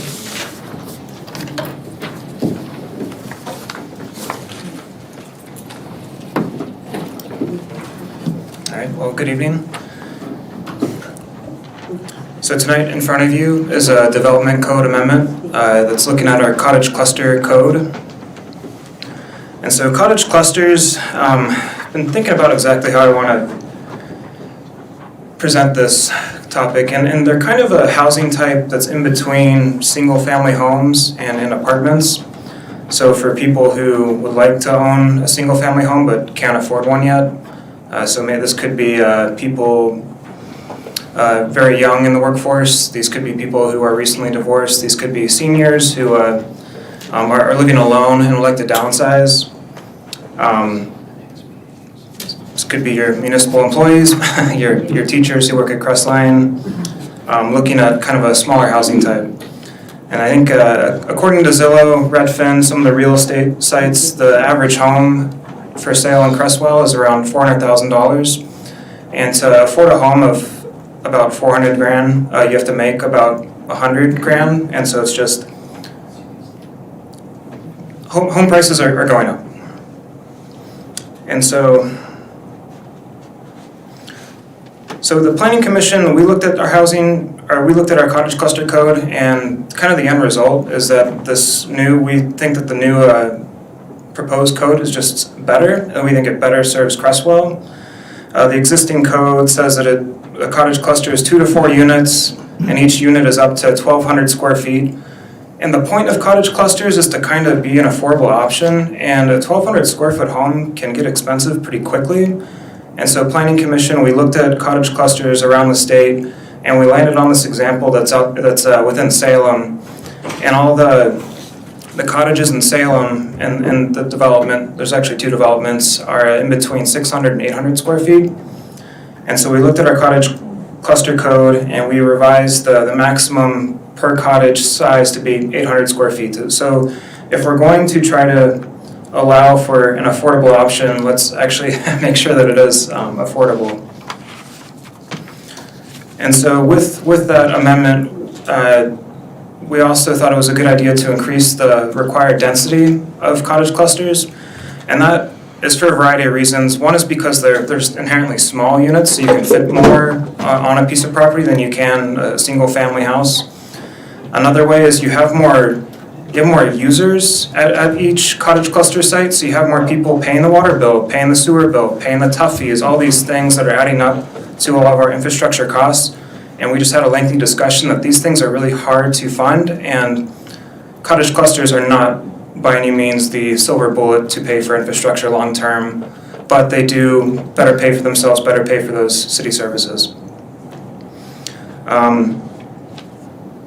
And so one of the things that we talked about at the last city council work session is that cottage clusters kind of sound like a good idea, but there was some hesitancy as to should they be allowed everywhere, should there be a specific cottage cluster zone. And so the critical change from the code that you're looking at tonight compared to at the work session is that I revised it to be a conditional use permit. And so this means that anybody in a low-density residential neighborhood who wants to build a cottage cluster has to go through the Planning Commission under discretionary procedure, which is a conditional use. And so this means that additional items can be tacked on, like specific screening via landscaping, additional parking requirements, additional lighting requirements, potentially outdoor storage requirements, to kind of tackle some of the items that may come up on a project-by-project basis. And so this kind of gives all the neighbors the opportunity, if their next door neighbor wants to build a cottage cluster, they have the opportunity to speak at Planning Commission and say their concerns, and Planning Commission can, at their meeting, make the decision, okay, how do we accommodate for these needs, for these kind of site-specific criteria? And then ultimately, if Planning Commission approves a project and the neighbors are really upset about it, they can appeal it, and then it comes to City Council. So, and just kind of taking a step back, this is consistent with some of the goals that a previous City Council set in the strategic plan. It's consistent with the goals in our housing needs analysis. And I think that by making it a conditional use permit, I hope that alleviates some concerns that each site will be looked at pretty carefully. Any questions? Before we go to questions, we should open the public hearing. Yeah. And see if there's some Go ahead, Manette. comments. All right, we'll have a 1-minute public hearing once the clock is started. Bill Kent. Do I come up there? Yes, sir, please do. I want you to feel the freedom. All my buddies out there on YouTube. Yep, wave to the camera, everybody's watching. Well, I do have one coffee friend that watches every one of these. So anyway, Bill Kent, I live on Cloverdale, and I'd like to speak in favor of cottage clusters. I was actually born in one when my dad got out of the military, World War II. Back then we called it student housing at Auburn University. Go Auburn. I lived, when I got out of the military, in a cottage cluster, and it was called a mobile home park. When we discussed it at the Planning Commission, we discussed the fact that there's not a lot of difference between a cottage cluster and a mobile home park. So the idea that cottage clusters is going to change Creswell, I ask you, what's the first thing you see when you get off the freeway coming into Creswell? A cottage cluster. So the terminology used sometimes has thrown people out and say, oh God, we can't, have cottage cluster. I'm willing to bet everybody I do live in a single family detached dwelling. But we also know that that's one reason a lot of the kids in town can't afford to stay in Creswell. And a lot of the older people can no longer afford to stay in Creswell. So if you want to retain kind of the character of Creswell, don't throw the baby out with the bathwater. I think Curtis came up with a great idea, is you might zone where you think you want it, but at the same time, it's a really good idea to lower the cost of living in Creswell. Thank you very much. Thanks, Bill.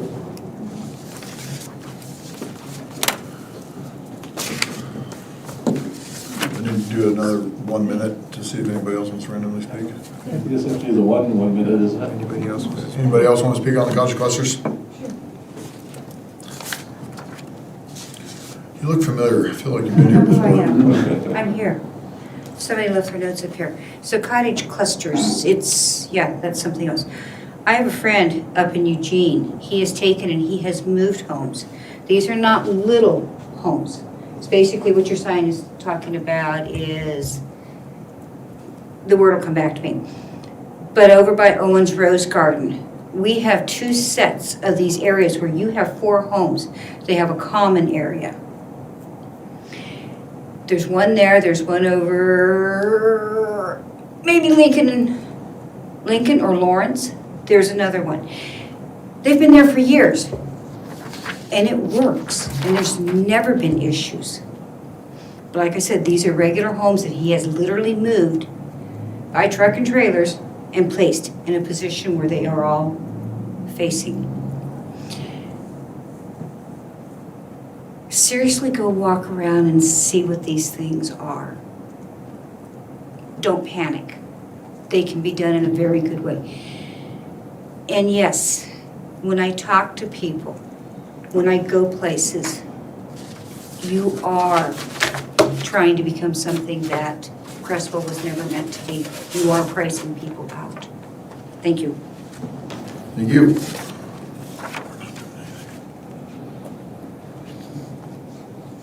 All right. Anyone else? No? All right. Close the open. Yeah, thank you. Tiny homes. There's where, thank you. All right. Well, before we discuss, I'm going to entertain a motion.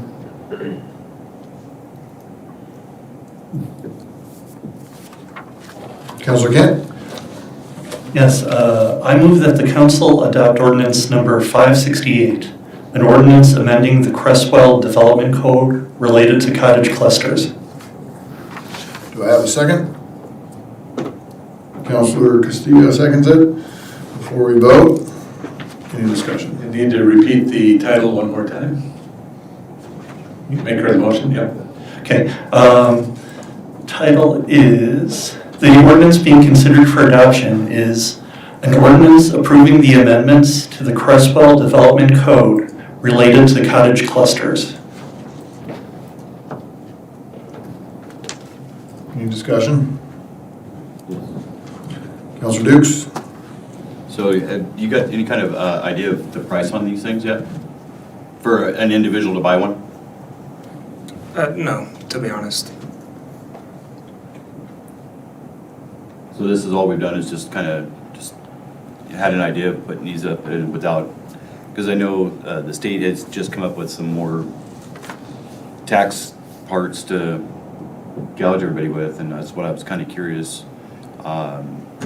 Is, I mean, a house I understand is $400,000, but how much is one of these little houses?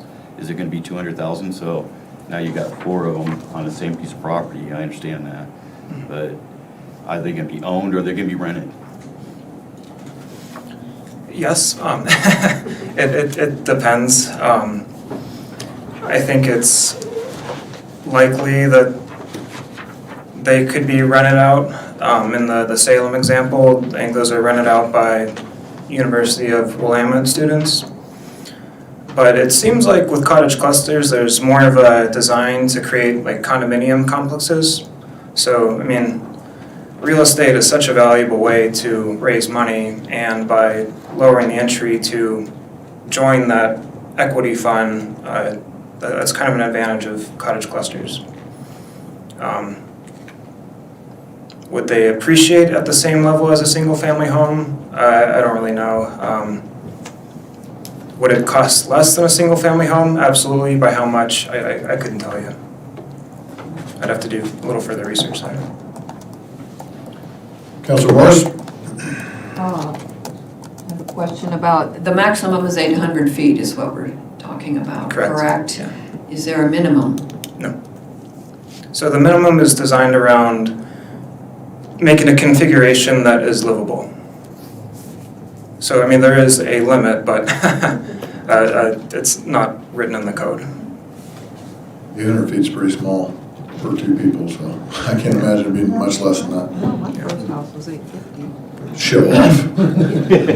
Yeah, some of us grew up in small homes. My grown-up home, which was behind that tractor supply over there by the airport, was less than 800 square foot. I lived in a laundry room. So, familiar. Councilor, any other discussion? Councilor Castillo? Sure, I'll speak for the cottage clusters for a sec. Because the cottage clusters we will, by moving forward, if we move forward, then we will remain in compliance with ORS 197A.400. And because this proposal is consistent with statewide land use goal number 10, and because these hit so many bullet points for our Creswell's own housing goals, I think that the cottage clusters are a great option for builders, for property owners, and it helps with our housing needs. Because it's an option to build them doesn't mean they will be built. So I think that, my opinion, that cottage clusters are a great idea for Creswell. Councilor Kramer? All right, so I'm in favor of the clusters. We know that the market kind of dictates the price. We could say we want them at 100,000. They're gonna turn around and sell for 350,000. It's just what it is with Creswell. Okay, people wanna live here. We have a limited amount of housing. We are meeting our targets, like Councilor Castillo is saying, but I really think that these are viable places to live in the right places in Creswell. Now, I don't want to put them right in the middle of $1 million homes, because you're going to have other people come up and say something. But I really think that there is a really good tie to future investments with Creswell right there. And hopefully we can keep them affordable, 800 square feet. Hopefully that's a 2-bedroom, 1-bedroom house right there. So, yeah, I'm fully in favor of these, so great job on everything. Thank you. Councilor Holt? Just based on what homes are currently going for in Lane County, I did a little math, and an 800 square foot home would run about $240,000. I don't call that affordable. I'm just saying. Councilors, anything else?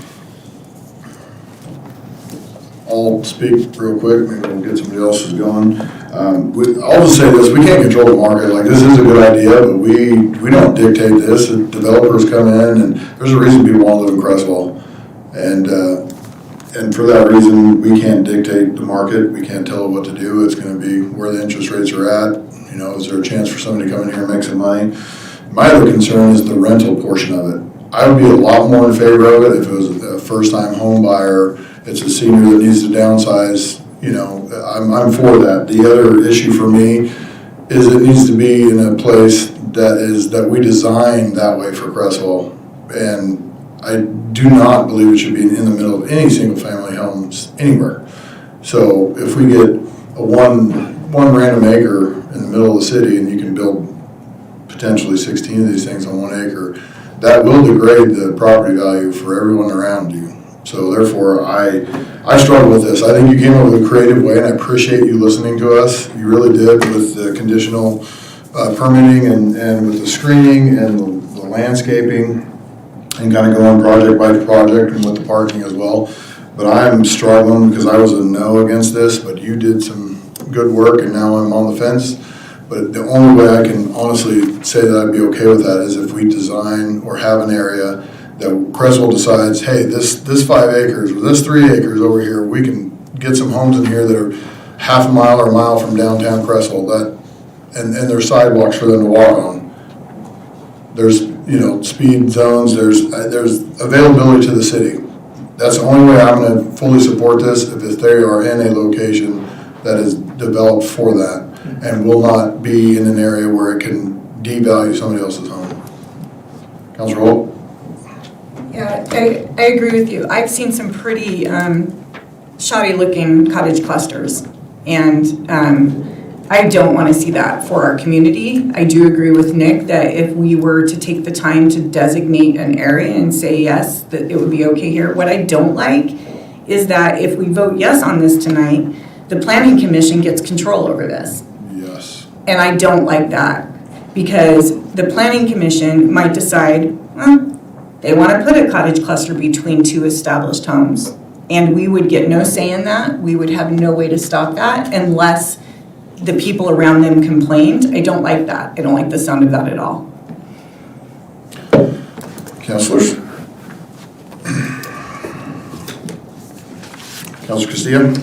Correct me if I'm wrong, Curtis, but I believe that the Planning Commission, if they had any say or anything, would only become as a recommendation. No, it would be a decision. It's a decision. It would be a decision that they would make. Correct. But to address some other comments, so the size range is 3 to 8 cottages, so the maximum plot of land that a cottage cluster could be on based on the current code is about 0.66 acres. So the idea of like a 3 acre or 5 acre cottage cluster complex that would fall into like the manufactured dwelling park category, and that's not at all what we're proposing. Or I guess I'm proposing something quite small. And so if you look at like Boulder Butte subdivision, it's our most recent subdivision example, the lot sizes range in between 6,000 and 9,000 square feet. And so within that subdivision, the maximum cottage cluster you could have is 4 units, 4 little cottages.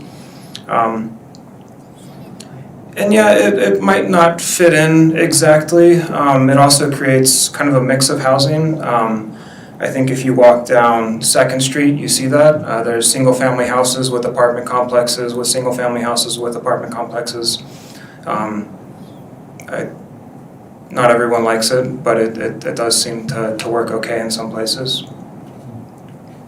And I do think that if there were a bunch of $1 million homes and a cottage cluster was proposed in the middle of it, you would guarantee you'd hear from the neighbors, and they would presumably appeal the decision, and it would come to city council. So you do have some control. You haven't relinquished all control. Councilor Holt? I think most citizens don't realize they have that kind of power. A lot of people would just let a development come in and get completed, not realizing that they actually had a voice and could speak out against it.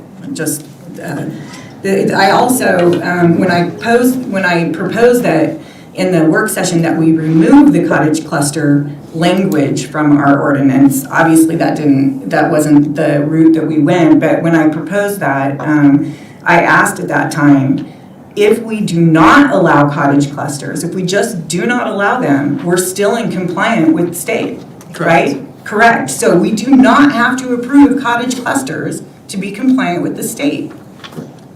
But if you do that and you take away cottage clusters from being a conditional use, which it currently is, then we have to send a Measure 56 notice to everyone with a residential lot with a letter that says we are making a development code change that may affect your property value. It's not, I just feel like it'll cause a lot of trouble by sending this Measure 56 notice.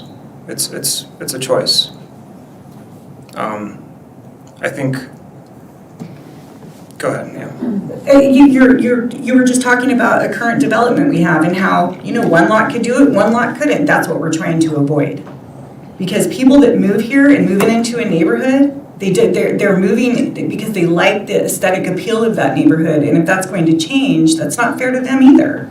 So I understand, and I understand why you want to keep it in, so that we don't raise alarming flags or something like that. But I feel like if we are truly in compliance with the state of Oregon with our ability to have manufactured home parks, even cottage clusters at that size, without calling out a cottage cluster, this I feel like is just specifically for smaller lots that people want to do this with. And I feel like if we're in compliance, I don't understand why such a push to do this. Well, the smallest lot size that you could build a cottage cluster on is 6,000 square feet, so it'd still be larger than the lot minimum for residential zone. And one of the purposes for doing this is because it is part of the strategic plan and City Council's goal to look at maybe not affordable housing is probably not the right word. Maybe workforce housing, maybe senior housing is a better word. And then it's also aligned with the housing goals that we adopted in 2020. And apologies that not all the councilors here were there for that. But as staff, we're trying to follow the direction that has been given to us. And this is kind of the result of work from Planning Commission. And I do believe it is aligned with the intention of providing affordable services just by having a slightly denser housing type. If you have 3 cottages on one lot, that brings in SDCs that are higher than a single family house, and it helps pay for the entire system. Councilor Holt? Do we have any developers wanting to put in cottage clusters currently in our town? No. Okay. Well, Curtis, I think you've done a fine job. I don't take this as an attack on you. You're doing your job. You're doing what the last council, asked you to do. The current council may be a little bit different. But again, I support the cottage clusters in an area that is cottage cluster designated. But I will not give up control to the council. Can't do that. The council should decide what's going forward for Creswell. We're the ones that were voted in by the people of Creswell. We should be the ones making the decisions for Creswell. So for me, I can't do it unless you came to me and a developer said, hey, I got 3 acres and I want to do all cottage clusters. You know, kind of like they did, I believe those are cottage clusters by the high school in Cottage Grove, are they not? They're all very small houses. They have like 4 feet in between them. Yes. Thank you, okay. And they don't look horrible, but, you know, if you wanted to put something like that in, and then maybe we had some writing that there was this minimal HOA where they had to mow their lawns and had to paint their house if it started looking, you know, a different way. There's things you could get me on board with, but more importantly, giving up control by the people who were voted in, by the people who know, and ultimately, if there's a designated spot, those 2 things, you know, if you can work those out, then you'd have my support. But I think you're doing a fine job. I got nothing against you at all. I think you're doing what you're told, and you came today with a very creative way to give us what we kind of asked for in the work session, and I appreciate that, really do. Thank you. And an alternative, which I didn't draft for tonight, but could be to have a cottage cluster zoning type, and that way if somebody, actually, zone changes I think are, I'd have to look back at the drawing board to see what we can do. Well, again, I'm also, could care less what the state says. We were willing to fight them on the homeless, so I'll fight them on this too. We're not gonna let Portland dictate what Creswell does. There's a reason people want to live in Creswell and they move out of Portland. And there's a website called portlandisthewhole.com. Creswell ain't gonna be that, so I won't be dictated by Portland. Yeah, I don't think aligning with state compliance is the most compelling reason to change the cottage cluster code change. I just think that the proposed changes are better than what we have on the books currently. Sure. Councilors, anything else before we? Councilor Dukes? I just want to kind of speak on what you were saying about instances is up on First Street. You got all the new housing development up there. One of them has to get tore down for some reason, and then they put one of those clusters into that property. That devalues all the property around it.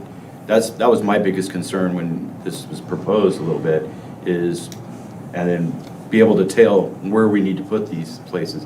Because most of the people that, what you've stated that will take these are elderly.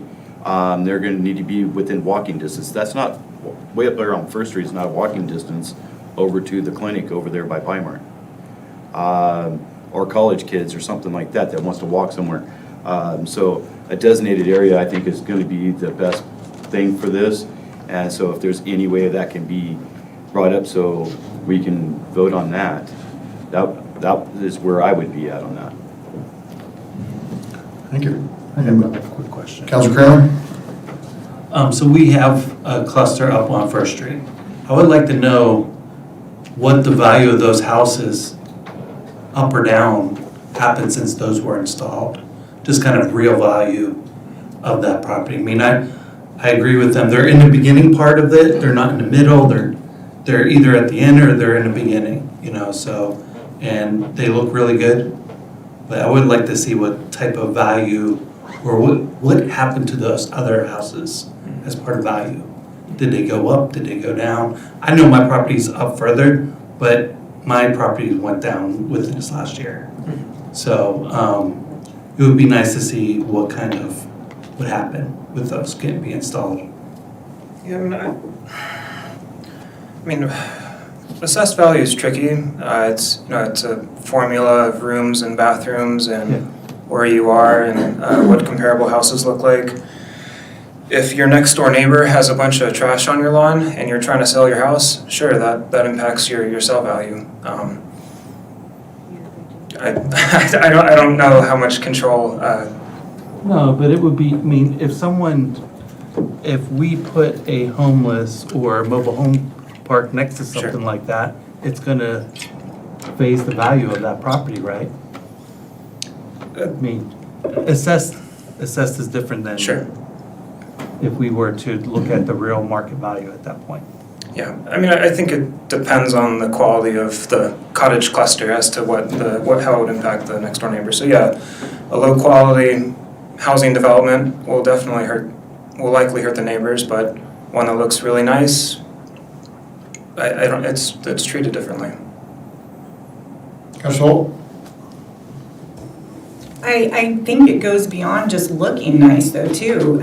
I think that it can affect the value of the homes around you because in the retail space, or when you think about when somebody comes to decide what to list your house at, they look at what the homes around you are selling for or are worth. And if you have 8 cottage cluster homes next door to you, you're not likely going to get what you would have if you didn't have those next door to you, because those homes by themselves are going to bring that estimate down because they're worth less, correct? I don't know. I think if you have 4 cottage clusters that are $250 a pop, that's $1 million on your property. So I think But 2 separate people own them though, that's $250,000 per home. Now, if you're talking, if one person owns that entire property, that's a different conversation. But yeah, I appreciate it. I like his idea, and if there was some way we could take this back to the table and actually implement that, that would be great, because the way it's written, I just don't like it. I mean, one option is to adopt a cottage cluster residential zone, but then if somebody wanted to go from low density residential to a cottage cluster zoning type, that's a planning commission decision, so you're still kind of out of the loop there. Another option would be to, as we expand the growth boundary, to designate a cottage cluster spot zoning area. But then we have cottage clusters that are kind of away from the town center. And it's kind of not really the point of them. So I don't know. I don't know the path to success. It's not a lot for trying, Curtis. You're doing great. You're doing great. I just think this council is kind of speaking the same voice. We're almost in favor, but not quite. Anybody else? All right. Well, we did get a second, so I believe we're allowed to vote on this now. So all those in favor?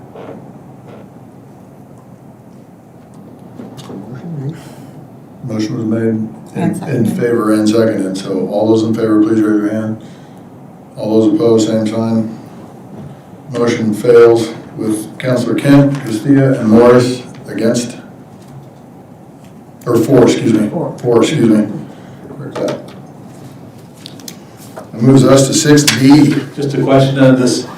Do you want further work on this? Yes, please. I'm happy for Curtis to come back with something like that. I think a developer, though, if you gave him 2 or 3 acres, and I'm for the urban growth boundary being expanded, but if you gave him a little bit and he could hit up a few of these, he's gonna make some more money too, and then he'll pay for the sidewalks and the trees. And I think there's more to what you're saying, and I think there's availability there. And yeah, it might be an extra mile down the road, but come on, Creswell's not that big.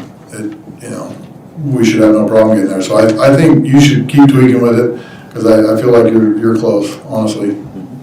I'd encourage you to keep going, because I am not wholeheartedly against it. I just think it needs to be in the right spot, and I think council needs control. Okay. Thank you. Councilor Castillo? So then, are we proposing, or are you suggesting bringing this back to the next work session so as to bring it, the ordinance back? I don't think it'll be the next work session, but I think it would be at a future work session. Because does this not have to come to the next city council meeting? Because it was not unanimous? No, it got defeated. It was defeated with 4 against 3-4. The vote is not unanimous, so council presents at the meeting. That's if it was a 5-1 or 5-2 vote or a 4-3 vote, then it would come back. With it being defeated, the motion was defeated, so we're kind of back to square one. And so the question was bringing it back for a future work session, and I think we've got a lot to do in the next couple work sessions. But I think that I think Curtis certainly has heard kind of the concerns of the council, and in city manager's school, you have to count to 4, you're up to 3. But anyway, I think you know, there's an opportunity to kind of massage it a little further to see if we can make something work. So, and if we can't, we can't. But it sounds like there's an interest from those that voted against this motion to continue spending some time and trying to figure out a way to make it work for Creswell. So this would have to come back in a different title, correct? Yeah, it'd be a whole. Yeah, okay, perfect. Yeah, I think it'd be a whole new ordinance since this ordinance got defeated, so. It may look very similar in some components, but it would have some different elements to it. May have been defeated, but you should feel encouraged. That's a pretty good defeat. Really close, and we're encouraging you to go further, so. And I appreciate the positions you all have to take. You're elected officials. You have to make decisions based on what's best for your community. Councilor Holt. I just want to formally request that we bring this back to a later work session. I just want on record, formal request. I would really appreciate that. Thank you. Now, we'll talk about it on Wednesday at a staff meeting to see when we might be able to bring it back, but I'm guessing it would be coming back in May or June at the earliest, but we'll see what the docket looks like going forward. So. Appreciate that, yeah. Okay, let's move on to 6D, public hearing. Curtis, go ahead. So this one is an ordinance to amend the Creswell Development Code to be in compliance with a pair of state bills, House Bill 4064 and House Bill 3395. And before we go forward, there's a fresher ordinance in front of you. There was a line that referenced the Creswell Butte height standards that should not have been there, so that was scratched out, and you should be provided with a new ordinance number 569.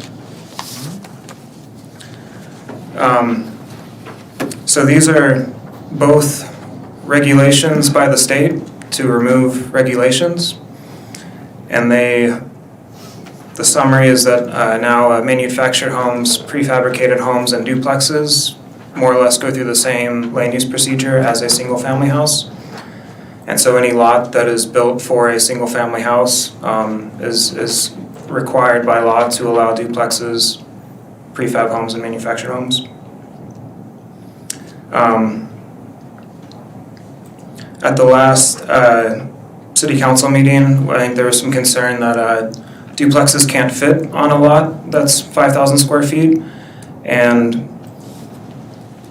I don't know how small you can build a duplex. I mean, I presume if you have a 800-foot side of a duplex, that's 1,600 square feet on a 5,000 square foot lot, you still have a little over 3,000 feet left over. So, I mean, maybe there's some room with some driveways, but anyways, I think the bigger issue with increasing the lot minimums is that it creates a lot of lots in Creswell to be non-conforming, and it's just kind of challenging when we try to process applications when one's not in compliant with the current code, and then they want to change something because you can't change something if it makes it more not in compliance, if that makes sense. So it's a bit of a headache. And then the other thing is, if you reduce the lot minimum, it can inhibit somebody's ability to subdivide their lot further.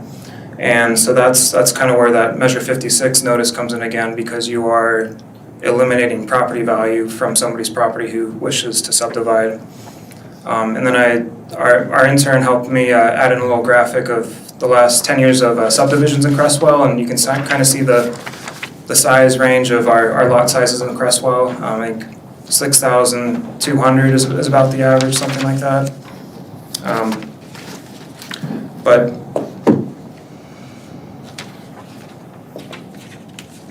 yeah, and then the other item in the code is that actually two items. Prefabricated homes are now required to be in manufactured home parks. It's just a definition that needed to be clarified. And then duplexes, the definition changes from 2 units that are attached by a shared wall or shared ceiling and floor, but just 2 units on a property is still a duplex. So a detached duplex can be a thing. It's kind of funky. And this is a little off topic, but kind of the way the code is working, the accessory dwelling units seem to be lesser of a meaningful item as we start to change, like as we have a duplex now, and then we have a single family house with a detached ADU. It's kind of the same thing, but operationally there are some differences, but so yeah, I'm done. Public hearing on We this. have a public hearing on that.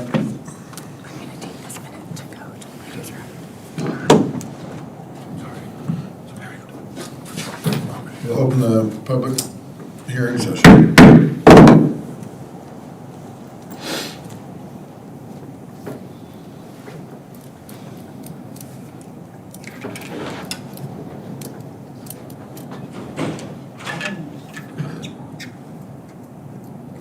If I don't have to get up, I have something. No, I want you at that microphone, man. Everybody in Creswell needs to see your face. It's all right.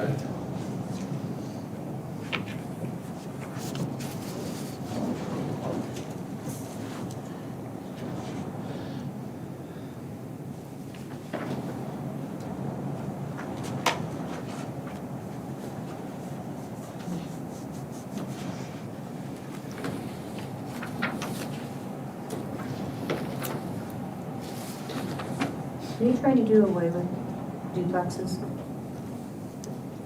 Are you trying to contain them? We don't have your paperwork. Close the public hearing, and since it's Counselor Holt's birthday today, we'll give her another minute.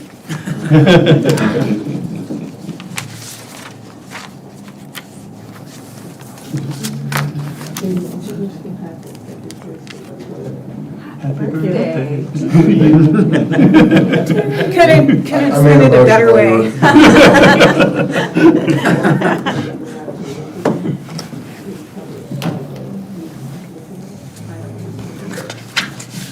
All right, Curtis, you're all finished up, correct? Correct. Public hearing is over, so I'm entertaining a motion for item 60, ordinance 569. Counselor Morris? I move that the City Council adopt ordinance number 569, an ordinance amending the Creswell Development Code related to House Bill 4064 and House Bill 3395. Thank you. Have a second? Counselor Kent, seconds it? All right, further discussion?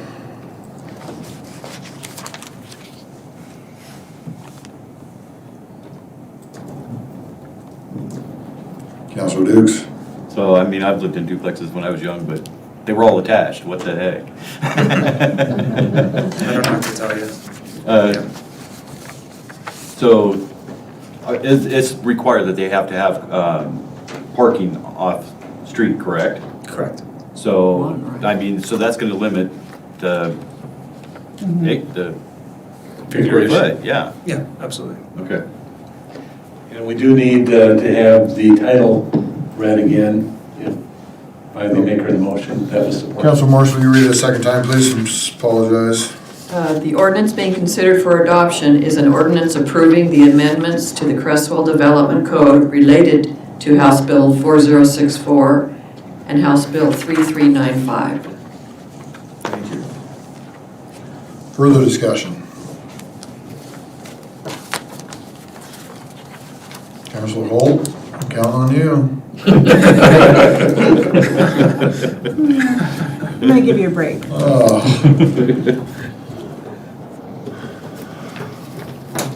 All right, no further discussion. We're gonna go ahead and raise some hands. All right, all those in favor, please raise your hand. All those opposed, same sign. Motion passes unanimously. Were you for or against? For. Okay, you were kind of in the. Sorry, I was looking back at that. Motion passes unanimously. Thank you. Curtis, you got one. Thank you. Good for you. All right, now we're Not gonna. really. We'll move on to 6E. We're gonna have another public hearing, but Jim gets to try for one. Thank you, Mayor Smith, City Councilors. The item you have before you is a resolution that amends the fiscal year 2024-25 budget and appropriates expenditures within the General Fund, Building Department Fund, Water Capital Improvement Reserve Fund, Street Capital Improvement Reserve Fund, and Transportation Enhancement Fund. A little background, the city of Creswell did not foresee the following requirements in the general fund. When approving the fiscal year 2024-25 budget back in May of '24, the state elevator inspector left us a note saying that there was a specific test that has to be done. Our service provider provided an estimate for that test. They have to bring in some weights and do some testing on the rupture valve, and that estimate came in at $8,500. The rural tourism marketing program, on a brighter note, came in $5,837 more than anticipated, and the not intergovernmental agreement, it would be the contract between the city of Creswell and the Creswell Chamber of Commerce is that those funds are remitted and that they will do, the chamber will use them for tourism activities in Creswell. Legal fees for recent litigation are not to exceed $25,000 in this amendment. Expenses for the city manager recruitment are estimated not to exceed $3,000. And lastly, site preparation to accept the storage of resiliency equipment at the airport is not to exceed $50,000. And post writing this AIS, I also understand there may be some grant money coming this way to help offset some of those costs. City of Creswell Building Department Fund had more activity than anticipated, albeit we have a moratorium on sewer connections. There is quite a bit of building activities just on the activity report that was in the council packet. And related to those revenues are the expenses that we have to pay to the state, their share for the state surcharge, and also any additional invoices for inspection services from the city of Cottage Grove. And then lastly, the city of Creswell planned the construction of 2nd Street to begin in July, and that was going to be something in the next fiscal year budget. However, it was determined that the construction, if it begins in May, we can get it done in one construction season, therefore saving costs of mobilizing, demobilizing the crew and equipment. The general fund adjustments will require $86,500 in contingencies. The beginning balance for general fund contingencies is $400,000. So there's sufficient funds to cover that. The water and street reserve funds in total will be $915,000. Again, those were planned for the construction of 2nd Street just in the next fiscal year. And later you'll hear about the award for 2nd Street construction, and it was discussed earlier during the LAD. It did actually come in lower than anticipated, which is great. And then lastly, the building fund department has received quite a bit of revenue already this year. Attachment A to the resolution is the notice that was required by the state of Oregon. They have a specific form for supplemental budgets. Supplemental budgets are those budgets that exceed 10% of the original budget by department or organizational unit. The main driver in this was 2nd Street project, of course. And that's all I have, unless there's questions. Public hearing first? Yeah, so we gotta have a public hearing for each one of these items. No, for the entire supplemental budget. Oh. Yeah. So we don't have to have each one for the 2nd Street, the resilience? I thought we discussed we had to have one for each. No, I thought when we were saying one for each, I thought you were trying to combine all the other ones into one public. Oh, no, yeah, I just meant for 6E, so we can just do one for all of them. Oh, you turkey. You had me going, that's 8 minutes from the back. Okay. I think we have a communication error there. All right, excellent, okay. So open the public hearing.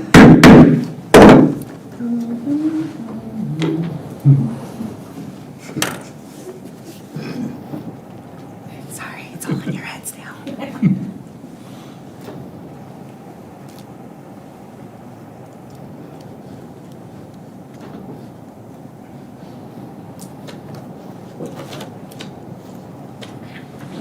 I know why you were kind of exasperated by my response. That's exactly, I was like, seriously, we can't just lump these together? Yeah, when you said that, I thought you were combining all these public hearings into one public hearing. Yeah. That gave me some exasperation. Well, I'm the new guy, so I'm relying on you.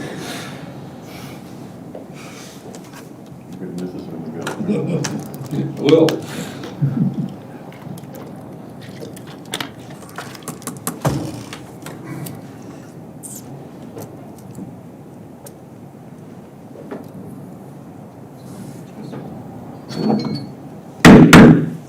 All right, public hearing is now closed, and I am entertaining a motion.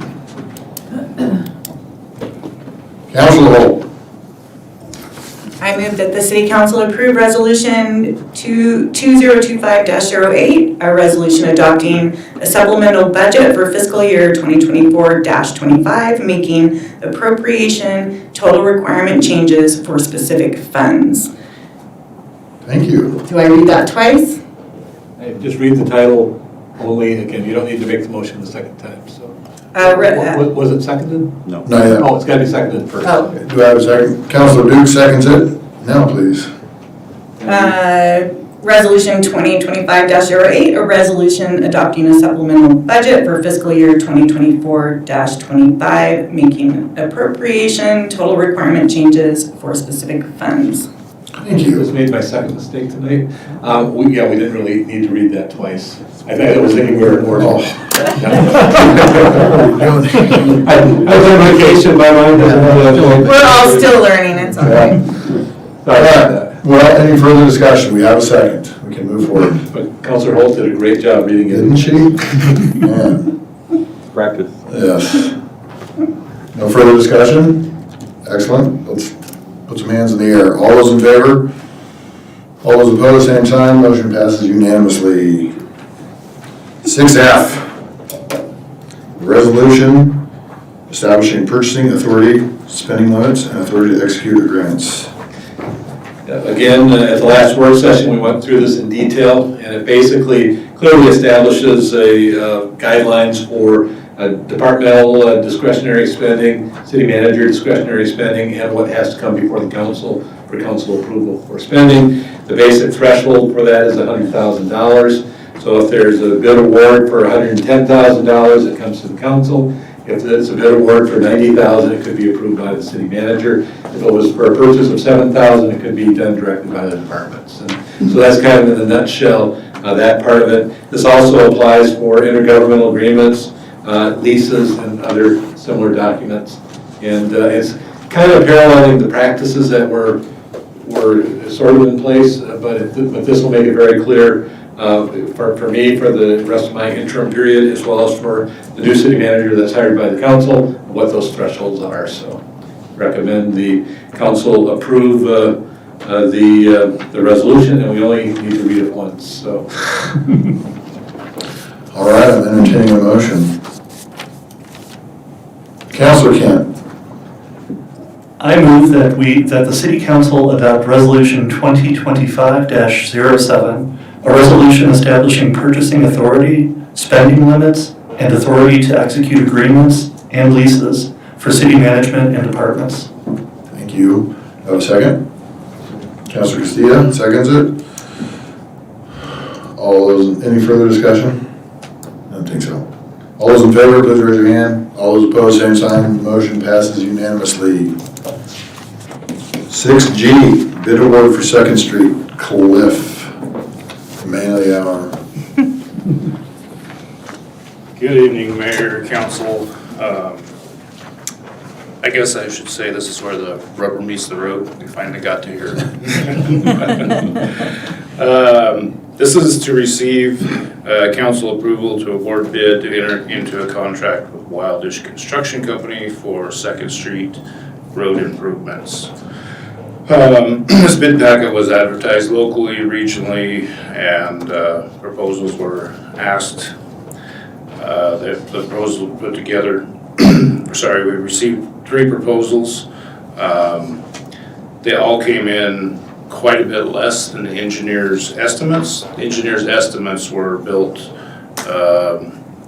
during COVID times, and those prices were fairly inflated. And so we're seeing prices come back down, which is good for us. If you flip to the back, you'll see the bid packet. There were 3 bidders. Wildish Construction, they came in at $1,240,800. Owen Construction came in at $1,389,458.77. And Pacific North came in at $1,774,000 even. So Wildish Construction is the apparent low bidder. West Tech Engineering has written up a recommendation letter in the back that you can read if you would like. They have recommended that we move forward with Wildish Construction as their well-established firm, capable of performing all the work within the bid packet. So tonight, we are asking for approval of council to award the bid to Wildish Construction and to approve interim city manager Spencer Nebel to enter into a contract with them. If there's any questions, I'll try to answer. Councilors, any questions? I'm entertaining a motion to approve. Councilor Morris? I move that the city council approve interim city manager Spencer Nebel to enter into a contract with Wildish Construction Company for South 2nd Street improvement work in the amount of $1,240,800 plus a 15% contingency budget of $200,000 for a total of $1,440,800. Thank you. Do I have a second? Councilor Kramer, he's in the game. Seconds the motion. Any further discussion before we raise hands? Councilor Steele? Just more of a question. So if the, if we were to go over the 200,000 contingency, would we have to come back and do this again, get more funds? I think that's a question for Spencer. You just approved a new policy that covers what happens with change orders. And so if a change order comes through that's in excess of $100,000, that would come back to council for authorization if funding is appropriated for that purpose. If the change order is under that amount, the city manager would have the authority to enter into it. Let's say we had a change order for $25,000, a change order for $50,000, and then a change order for another $40,000. Once you cross that 100 threshold without council approval, that one has to come back to the council. Okay. So council has some control over it. That's all provided that funding is appropriated. The budget that Jim has put together was based on the higher number, so there's probably not going to be a budget issue in this project if we stay with those numbers that he's got in the preliminary budget. But that'll be something that'll be discussed during the budget meetings. So, okay, so the second part of that question, if that were to happen, would that reflect onto the linear footage, the homeowners? Or we talked about setting that cap? Yeah, the number that was on the sheet that we distributed tonight is the bid amount for the sidewalk work that's accessible plus 15%. Okay. So there's a contingency built in there. That's why I was indicating it's likely that when we get done with this, we'll probably be under these numbers by some sort of degree. So if everything was perfect, it could be. If everything went perfect, it'd be 15% less than what we're showing here. Okay, thank you. By the way, nothing goes perfect in reconstruction projects. So. We saw that with the last project. Councilors, any other questions, comments? Affirmations? No? All right, well then, let's raise some hands. All those in favor, please raise your hand. All those opposed, same sign. Motion passes unanimously. Thank you, Cliff. Now we'll move to item 6H, approval by council to enter into the memorandum of agreement with Oregon Disaster Airlift Response Team and Resilience Project. Shelley, way to hang around, trophy winner. Just one comment before Shelley starts on these two. These are on the agenda. They wouldn't necessarily have to be on the agenda based on the policy that you just adopted earlier on purchasing. But since we didn't know if you're gonna approve that or not, we put these on, so I would ask council follow through and consider both of these items. Council, good evening.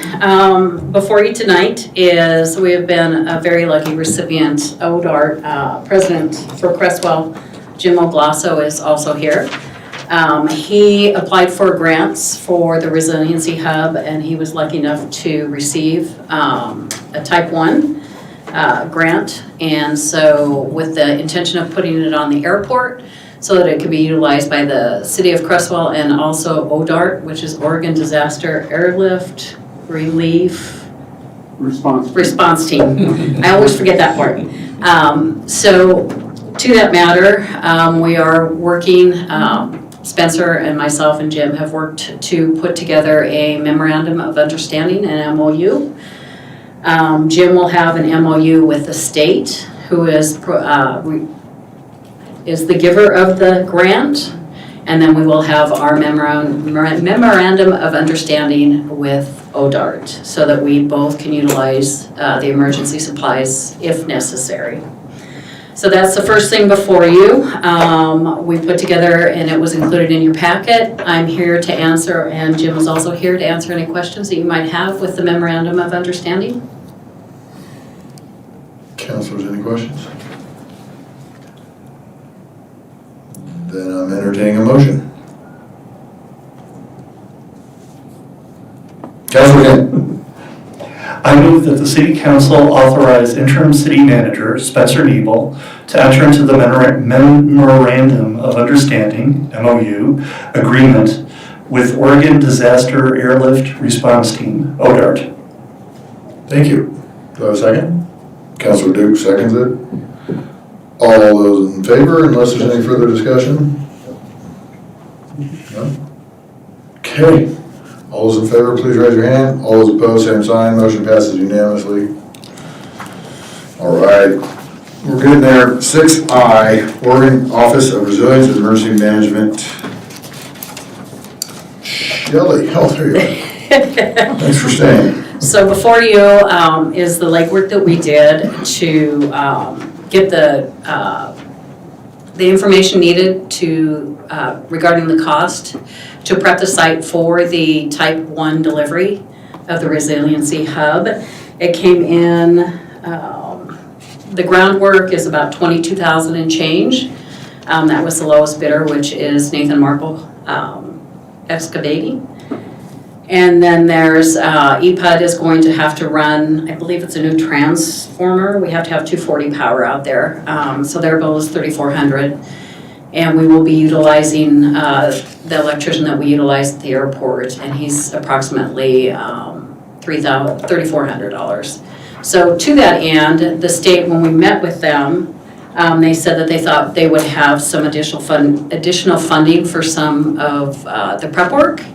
And Jim has notified us that we are the proud recipients of $21,000 towards that. So that will go a long way to help offset the actual money that we have to put out to get the site prep ready. So we are hoping with your approval tonight, we can get this project going and get it up and running by the end of the groundwork, by the end of April, and the containers and equipment placement by the end of May. Excellent. Thank you. Councilors, any questions? Righty, I'll entertain another motion. Councilor Garcia. I move that the city council authorize interim city manager Spencer Nabel to enter into a contract with Nathan Marple Excavation and EPUD for the ground prep work required for the placement of the Resilience Hub on the Creswell Airport. Do I have a second? Councilor Kramer seconds it. Any further discussion? All right, all those in favor, please raise your hand. All those opposed, same sign. Motion passes unanimously. Thank you again for getting some more grants. Thanks, Jim. Thank you. All right, for everybody who's still here that volunteered to be here, we're going to go into an executive session. We won't take no further action tonight, but we will be stepping into the executive session, so if you don't want to hang around, there's nothing more to see. We need a vote to go into executive session. Oh, that's right. There's a motion in the packet. It's in my notes and I did look at it. All right, so I'm entertaining a motion to begin executive session pursuant 192.660. Councilor Kent. I move that the city council convened in an executive session pursuant to ORS 192.6602A to consider the employment of a public officer, employee, staff member, or individual agent, and F, to consider information or records that are exempt by law from public inspection. Thank you. Do I have a second? Councilor Dukes seconds it. All those in favor, please raise your hand. All those opposed, same sign. And now we are going to executive session. Okay. I had some clarifying questions. 4-minute line break. Thank you. Thank you.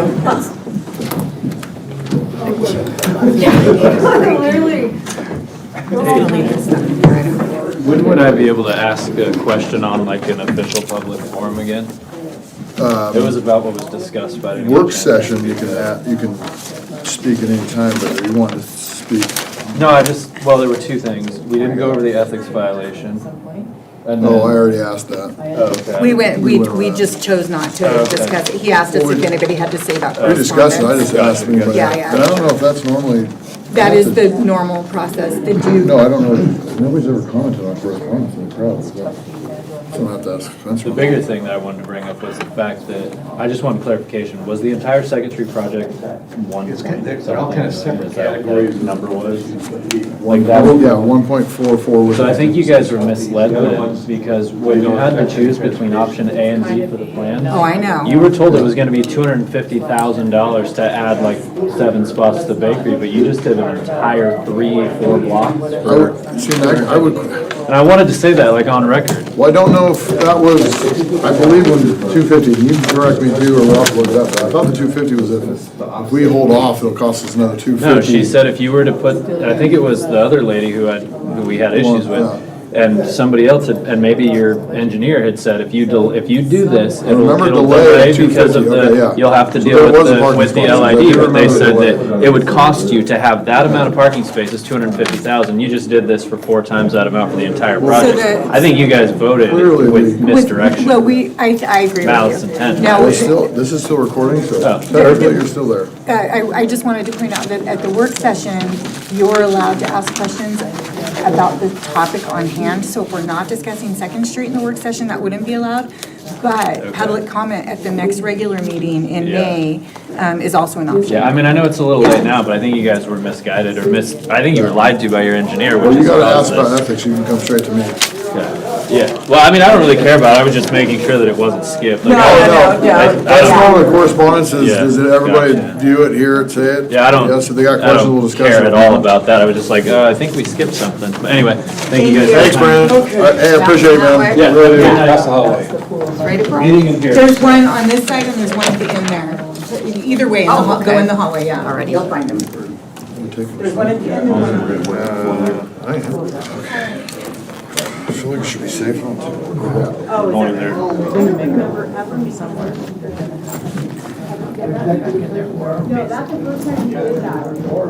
So I'm so glad you came here. There's been a lot of persons. There's no hiding that, there's just no one saying. Shelley, I apologize, I didn't say more. I had more written down on how great you were, and I wanted to let you know that all these people that I asked for, stories about you said a lot of really good things, and literally everybody I asked said that you were glorious and helpful and friendly and the best ever and all these good things, and I had it all in my head, but there was so much tonight to get through that. It's fine. Oh, I apologize, I didn't say enough about you. I do have a question for you. I'm not really good at, I'm not either. I don't want a bunch of kudos or adoration. I just want to do it and go. But my intention was to gloat over you a lot more, and I don't think I did that. So I'm gonna apologize to you anyway because it makes me feel better. no worries. Okay. I got a question for you. What's going on with all the helicopter traffic? They're doing training and, doing training and then they're doing logging out at Oak Ridge. Oh, okay. So they're utilizing our airport, which is nice because we It make was money. awesome. Yeah. All customers of mine. Well, the kids, I mean, they just love it. Look, I had another helicopter, and they're running outside, and they're running in the middle of the street. HeliQuest, they do good HeliQuest work. is doing really good. We've got, They get some of their stuff from us. we're signing a contract with Oregon Department of Forestry. They're gonna put a type 1 here this summer. So from July through September. Right. Good. Yeah. Awesome. Yeah, they're pretty spoiled there. They get coffee and So that's your fault and though, isn't it? it is, Yeah. air conditioning, and, but that's okay. We like it. Sick. So is Caitlin gonna be in there? Yeah. Caitlin has to stay, yes. Okay. So she's her computer or her recorder, oh, you guys don't record it though. No. Okay, well, I'll leave everything alone then. Okay. And I'm gonna go home. Have dinner. Enjoy. Have dinner maybe. Good luck with that. Well, and I have airport commission Wednesday night, so I got 2 late nights. That's why 25 years of service gets you. Yeah, yep, More yep. late nights. Poking an eye with a sharp stick. Okay. I think. So we need it, it's just these. Yeah. Just those which I need.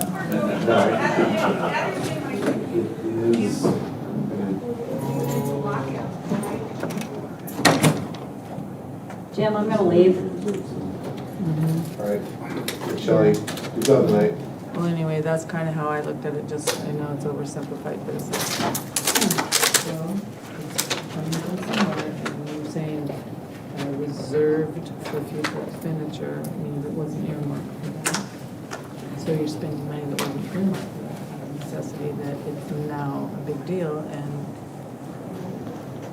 not that I think the whole 420,000 should be nailed on all the people on that street and the 20 people or whatever. You can definitely see they're hot. They're like not believing anything anybody says to anybody. They're pissed. But at the same time, I don't want to have to pay. It is a hot. Okay. I just got told to come. They can hear it. It's still here, so. Okay, we'll head out. Have a good night. I would be glad Well, to. can they hear? So it's, Yeah. This part stays. It's going over the top of it. And then we'll. Can you hear that room and hear the? No, I don't think so. Would there be any tie, Jim? That's a question for you, not for me. No, I'll go Okay. check out here. Okay. Well, because Yeah, come in.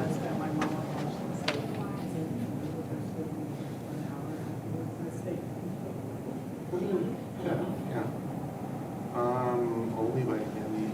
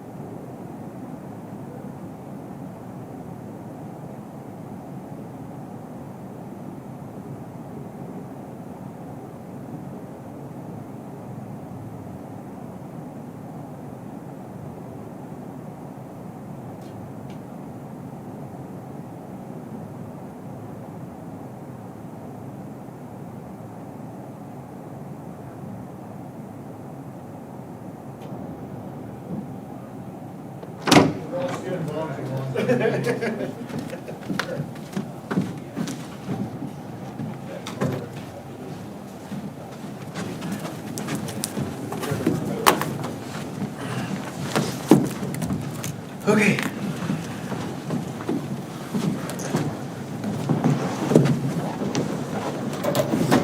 Good job. I need to press play on that too.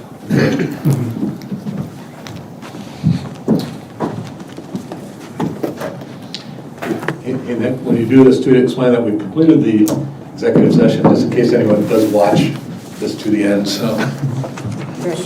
Yep. All right, council's back at the dais. We've completed our executive session and we're going ahead and adjourn for tonight. A good meeting, got through a lot of stuff. We did, oh my goodness. That was insane. My bedtime. I'm up until midnight. Oh, geez. Oh, was there a card or something for Heather? Yeah, we'll get something together. I'm up at 6. I know there's, yeah, I haven't heard all the Well, I get details phone calls yet, but throughout I the know night. they're having You some probably sort get of phone calls. Yeah. funeral. I got guys that like running nights, and I got guys that like to only ride them in the daytime. So yeah, it just depends. It's a ways out. Yeah. So maybe, is it after the It's not that I actual session? wanted to do this, but yeah, it's what I had to do, and so. I'll call you. Probably in the next day or two. Paying your Okay, dues. sounds good. Yeah. Yeah. You can't. Resolution. PM, May 10th. Well, happy birthday. You gonna go out and get pet plastered now and all Oh, that yeah, other stuff? no, I'm gonna go home and go to bed and, I Yeah, so we have To be back at 6:40 in the morning. Yeah. April 28th. We'll usually I come in at 7. we'll have a card for Yeah, I always the talk about executive that. session. May I'm talking to 10th, her yeah, and I before. guess we can get her a card. Call me myself, huh? 22nd? Notice I drove by after. April 28th is the next work session. I just wanna make sure it's still being there. You April too. 28th is a Sunday. Appreciate it. April 22nd. No, it's a, I'm gonna be off some it must be the, Is it? Oh, okay. oh, no, you're right. Yeah, Yeah. 22nd. Okay, And then, yeah, so that would give us time. yeah. We don't have a budget meeting until. Hey Spencer. You guys are looking at. Oh, no wonder. I was like, what movie is today? What is this thing even doing up here?